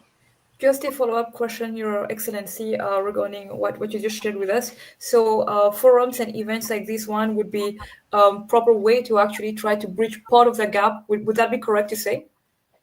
It is, and that's what I agree with you. And this is one of the reasons over the last couple of weeks I have done so many of these webinars and seminars, and they're good because they're reaching. But it's again, as you sit and you listen to some of the other panelists, you realize that okay, I haven't reached that person yet. So I appreciate, and this is why I have taken the time. As Sir Michael will tell you, I had an event up to 9 o'clock. So you're jumping on, and this is a routine. Sunday, I was with President Mark in Montreal in a polo shirt. He made me crash a party event and jeans to go look at containers to collect a check from him. Then we drove back up for a formal event at 4 o'clock, then to go to a concert that they were doing, a benefit concert. And this was the young people who were doing this in Ottawa in the night. And so you're going from places to places just to say thank you, one, and to share. and to see how you can answer the questions, be there to respond. Each person that you speak will tell you that my cell phone is buzzed constantly. My children are like, you don't put down that phone. And it's making sure that when someone reaches out, you're responding immediately. You're clarifying, you're doing it. And so it's kind of, you know that you're doing it. So you don't, it doesn't tear at you too much, but you realize there's still so much more to do. Because if you sit on, just joining with you for the last segment and hearing some of the questions and the comments and the feedback, and these are honest feedback. It's just that people just have not heard and they don't hear. They're not aware of what is going on. And so they're not aware of the efforts that have been made in Manitoba. I know that they did their drive. And so we know of it, but how do we get this known to everyone? So we have to continue this dialogue. We have to continue sharing, but we also have to find a way to see how else we can disseminate and to pull people in. I think thank you, High Commissioner, just very quickly. I think one of the challenges is because, for example, within the diaspora, what we do, we're volunteers, and many of us in leadership, there's a limited time on those. And then the office of the High Commissioner, we don't want to lose our High Commissioner. Yeah, and they're gonna come tell us in a couple of years she got to go, and we're gonna start a riot here. So, but really, I think the common theme is we need to have a long-term sustainable plan, that we're not reactionary, but we're taking the lead when there is a situation, not necessarily a Category 5 hurricane, but whatever the needs of Jamaica or anywhere else in the world. I think that's very, very important. I said, so once we can establish, I'm hearing the theme over and over. I was talking to someone who's from Ottawa who came and visited us, brought up the JCA in Ottawa, and they want to start that. So I think when we can establish, and forum like these are very good, we need to establish a long-term plan that we can respond to any type of situation going forward. And I think that's where the gap is. If we can figure that out, to make sure, not wait on that, like I said, Category 5, but anything that is a need. We were in Jamaica, I think 2 years ago, or I commissioned led our diaspora conference, and we created funds to build a bathroom, because it was badly damaged from barrels. So different situation like that. We need to have a long-term sustainable plan to respond to any type of disasters or needs going forward. So those were words of wisdom. So in a nutshell, keep the dialogue open, have a long-term sustainable, non-reactionary plan, and keep mobilizing our grassroots support. I think upon these, I would invite Michael to conclude before handing it over to Banky.